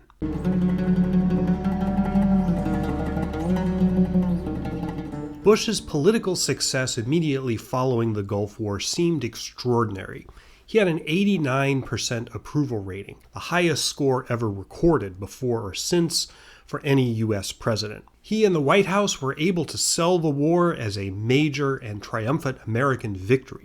As troops were demobilized and brought home, victory parades in the spring and summer of 1991 in towns and cities all across America celebrated the veterans of Operation Desert Storm. There were counter-protesters at some of these rallies, but their numbers were very small. The political attention of the American people, though, quickly shifted from foreign to domestic concerns. The recession had technically begun in July 1990, just before Saddam's invasion, and surprisingly, under the technical economic definition of recession, ended in March 1991, almost exactly congruous with the Gulf crisis and the war. But employment did not recover, and the widespread perception throughout 1991 and 92 was that the economy was in crisis. Bush's cheerful pronouncements that it was over or that it was not as bad as everyone thought it was seemed hollow and out of touch. Shortly after the end of the war, Bush was diagnosed with a thyroid condition called Graves' disease. His wife Barbara also had it. This condition, extraordinarily rare, should not, under the law of averages, have stricken both the husband and wife at the same time, and there were speculations, never proven, that it might have had something to do with the water supply at the White House. Fatigue is a symptom of Graves' disease, and also a slowing of mental processes is another symptom. Bush continually felt tired and worn out for the rest of his term. In late 1991, he even considered standing down for re-election and serving only one term. The disease may have contributed to his lackluster campaign against Bill Clinton the following year. I'll return to Clinton in just a moment, but before voters went to the polls in the U.S., there was an election in Britain. John Major had been thrust into 10 Downing Street in November 1990, just before the beginning of hostilities in the Gulf. By all accounts, he handled British involvement in the war pretty admirably. Britain was suffering from the recession as the U.S. was. Labour was led by Neil Kinnock. Had Labour won, he would have become the new prime minister. Polling and conventional wisdom showed a close race, but Labour did have a real chance. The main issues in the campaign, which got going in March 1992, involved taxes and the National Health Service.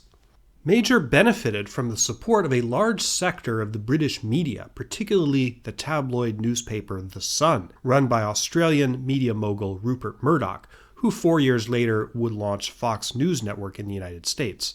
The weight of the finger that Murdoch's media put on the scale of this election is disputed, but Tony Blair, the Labour leader who succeeded Kinnock, was very careful to court the support of the media in his ultimately successful campaign in 1997. The result of the election on April 9, 1992, surprised much of the British public.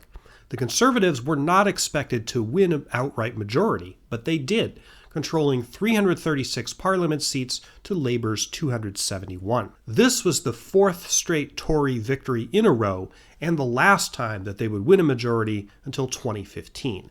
This was the high point of Major's term, however. He would soon face party defections and a serious crisis over Britain's relationship to the European Union. Brexit almost happened in 1993. This too is beyond the scope of this video, but it's an interesting postscript to the story if you're interested in reading about it. At the time of Major's victory, back in the U.S., Bill Clinton, the governor of Arkansas, had broken out of a field of more or less doctrinaire Democratic politicians vying for the nomination in early 1992. Dogged by continual and credible allegations of sexual harassment and assault, Clinton's campaign was nearly derailed by allegations of an extramarital affair with a model, Jennifer Flowers, but in an unmistakable sign that political conditions were changing, he survived and cruised to the nomination in New York in July.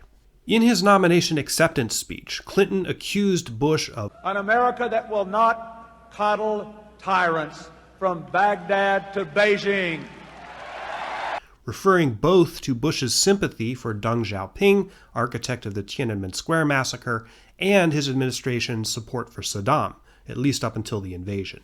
Battered by the recession, tired from Graves' disease, and running on fumes in terms of policy ideas or any coherent vision for a second term, Bush landed few punches and conducted a remarkably weak and listless campaign. His main avenues of attack against Clinton involved old 1960s era charges that he dodged the draft in Vietnam, and the idea that Clinton was insufficiently committed to the notion of American exceptionalism. None of it stuck. He couldn't convert, and didn't even really try to convert, the Gulf War victory into a campaign asset. Neither Bush nor Clinton were done any favors by the third-party candidacy of eccentric Texas electronics magnate H. Ross Perot, who had a populist appeal and at one point was leading both Bush and Clinton in the polls. The Gulf War was apparently instrumental in Perot's decision to run for president in 1992. He was vociferously opposed to it and tried to influence members of Congress to vote against the resolution authorizing the use of force. Despite dropping out of the race in July and then getting back into it in October, Perot was a surprisingly cogent challenger to both Bush and Clinton. In the election, he polled 18.9% of the popular vote, the highest share won by a third-party candidate in the entire 20th century. But because Perot's support was spread out evenly over the whole country, he failed to win a single electoral vote. In the Electoral College, Clinton buried Bush, 370 votes to 168, but as Clinton got only 43% of the popular vote, it's unclear whether he would have won if Perot hadn't been in the mix. Days before the vote, the old specter of the Iran-Contra scandal rose up to cloud Bush's fortunes again. The special prosecutor in that case, Lawrence Walsh, indicted former Reagan administration official Caspar Weinberger for crimes related to the Iran-Contra scandal.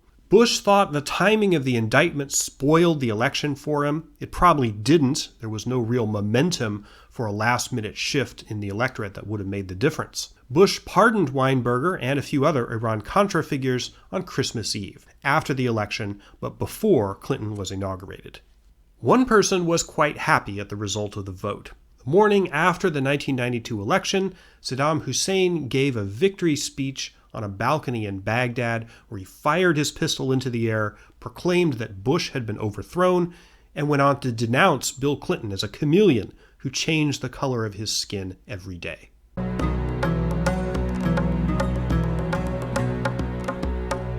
While the Gulf crisis and the war were going on, another conflict, much less noticed at the time, was happening in Eastern Africa. A civil war in Somalia had been raging since 1987, but in early 1991 it became an epic and tragic disaster for the luckless people of that country. The civil war destroyed Somalia's agricultural base. The result was a famine that killed 200 or 300,000 people, while ruthless warlords duked it out for control of Somalia's blasted, skeleton-strewn ruins.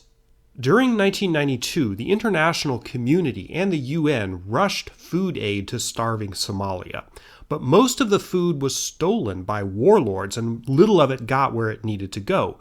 This was a problem that military boots on the ground might actually be able to solve. Bush first began to commit U.S. forces to Somalia aid operations in August 1992, but the mission, eventually nicknamed Operation Restore Hope, got going in earnest in December, again after his wipeout at the polls, but just before Clinton took office. While Americans and troops of other nations under the flag of UN peacekeeping forces trickled into Somalia, there were peace talks among the major factions. But the biggest and baddest clan leader, Mohammed Farah Aidid, refused to participate. Aidid's militias attacked Pakistani troops in June 1993. This began a series of tit-for-tat strikes and escalations between various UN troop forces and an alliance of Somali militias. Gradually, the new president, Bill Clinton, committed more and more American forces to the mission, which was now open-ended. On September 25, 1993, militiamen using rocket-propelled grenades shot down a U.S. Army Black Hawk helicopter over Mogadishu, Somalia's bullet-riddled capital. A week later, on October 3rd, Army forces attempted to raid a militia headquarters and pick up several warlord kingpins. Let's just say things didn't go to plan. Ferocious resistance by Somali militia pinned down several Army units, and 2 more Black Hawk helicopters were shot down, with casualties including a couple of Americans captured. The Army eventually sent helicopter gunships into central Mogadishu to strafe militia positions all night. When it was all over, 18 Americans and several hundred Somalis were dead. This was the highest casualty single battle that United States forces had fought since Vietnam, and that included the Persian Gulf War. Far from the rousing and relatively easy triumph of that conflict, the Battle of Mogadishu, as it came to be known, was grim, bloody, and difficult. It was clearly a major defeat. Bill Clinton was stung by the incident. He quickly changed U.S. policy in Somalia, announcing that American troops would now have a strictly defensive mission, and that all of them would be gone by the following March. Clinton was shaky and unsure of himself in his first year in office, and Somalia was his first big foreign policy stumble. It soured him on getting involved in international conflicts. Half a year later, he declined to contribute U.S. troops to intervening in the ghastly genocide going on in Rwanda, a decision that in later years Clinton said he regretted deeply. Mogadishu happened barely a year and a half after the end of the Gulf War. It highlighted the grim and perilous realities of international conflict in the 1990s and showed the triumphalism of the Gulf as a sort of geopolitical fantasy. Bush and Thatcher, who had dreamed of a post-communist world where neoliberal democracies could dominate the international order, were both gone from the scene, and nobody believed the proud proclamations made by Bush in 1991 that we were entering a new world order. Indeed, the future was highly uncertain.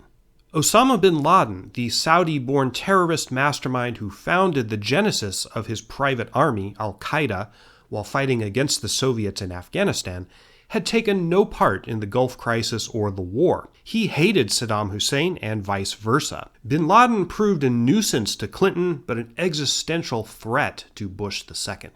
You may remember back in Chapter 1 when King Saud of Saudi Arabia made the decision on August 7, 1990, to host American troops in his country. When Osama bin Laden essentially declared war on the United States later in the 1990s, among his long list of grievances was the idea that infidels, American troops, had been permitted on the soil of the country that contained the holy cities of Mecca and Medina. After the Gulf War, American troops never fully left, and several bases in Saudi Arabia remained. Those bases were initially established in 1990 as a result of King Saud's decision. This was not bin Laden's primary reason for attacking the United States on 9/11. Probably isn't even in the top 10, but that early decision in the Gulf crisis is part of the story of September 11th and demonstrates in yet another way how this event is tied to almost everything that happened afterwards.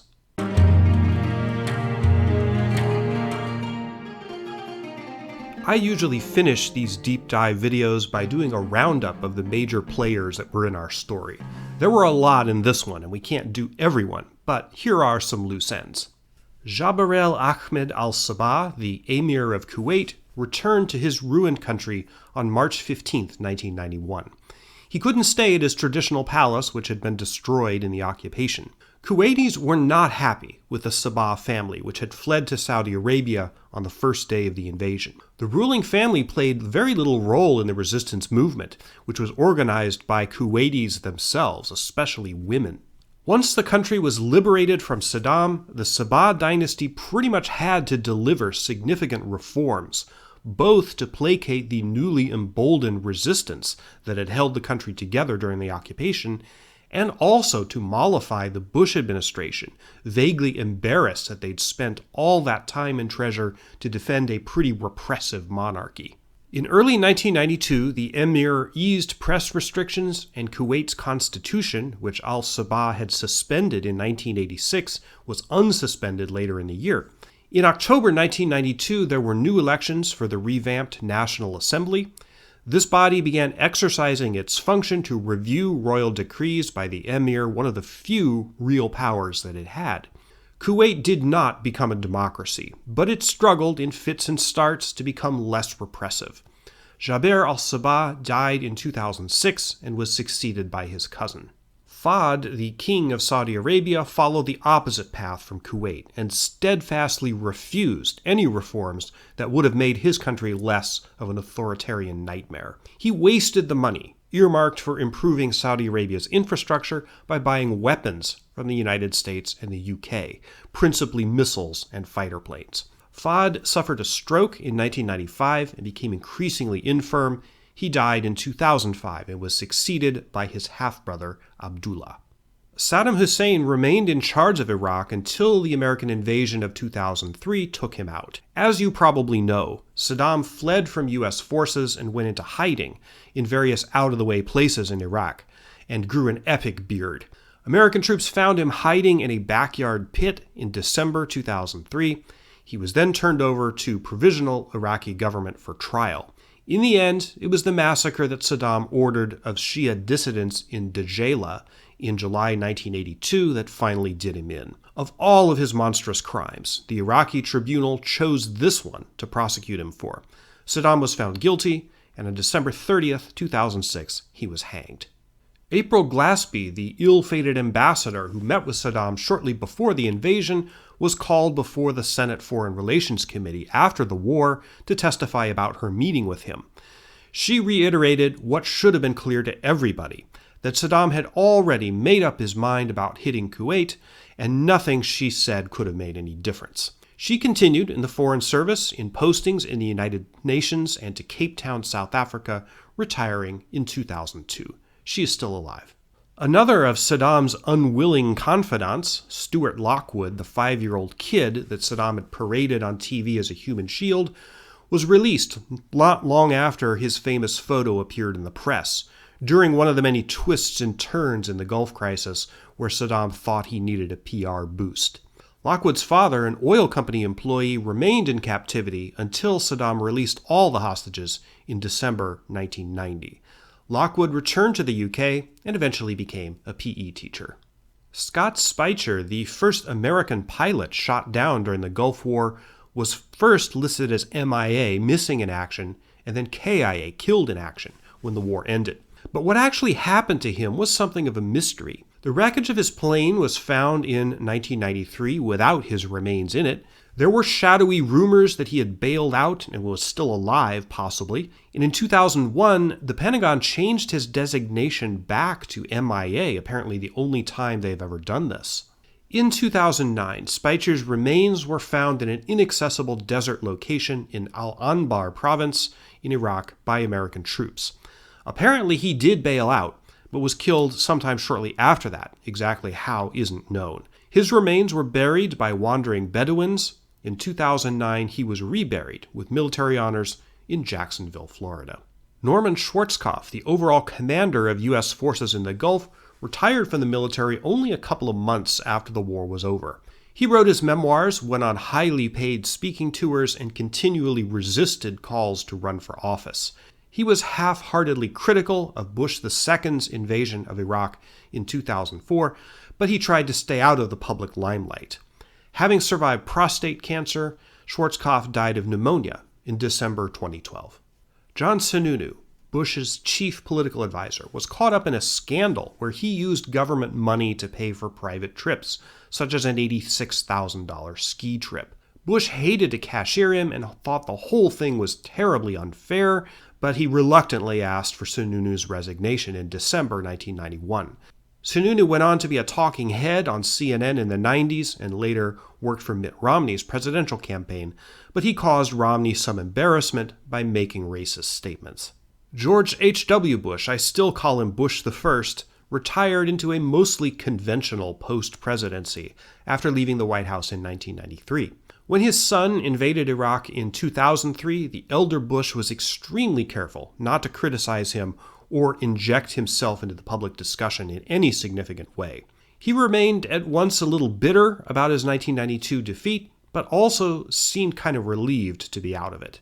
He died in November 2018. Margaret Thatcher, the Iron Lady, was still technically a member of Parliament after she stepped down as Prime Minister in November 1990, but she stood down completely after the April 1992 election and retired. She became a paid shill for tobacco company Philip Morris. After her husband died in 2003, she became increasingly afflicted with dementia. When Thatcher herself died in April 2013, the song Ding Dong the Witch is Dead charted in the UK.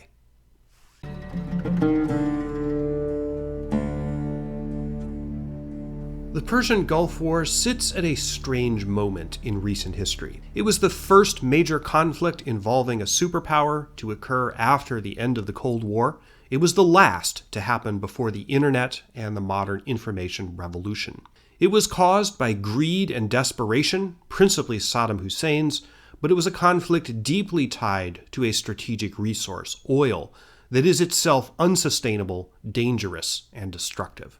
Despite his delusions, Saddam probably had no realistic chance of winning it, but the winning side didn't really gain anything tangible from it. On March 6, 1991, George Bush addressed the U.S. Congress and gave his famous New World Order speech. Aside from providing fodder for generations of tinfoil hat conspiracy theorists, his soaring rhetoric painted a vision of the world that was profoundly incongruous with the one that actually existed. Now, Bush said, we can see a new world coming into view, a world in which there is the very real prospect of a new world order, in which the principles of justice and fair play protect the weak against the strong. A world where the United Nations, freed from Cold War stalemate, is poised to fulfill the historic visions of its founders. A world in which freedom and respect for human rights find a home among all nations." End quote.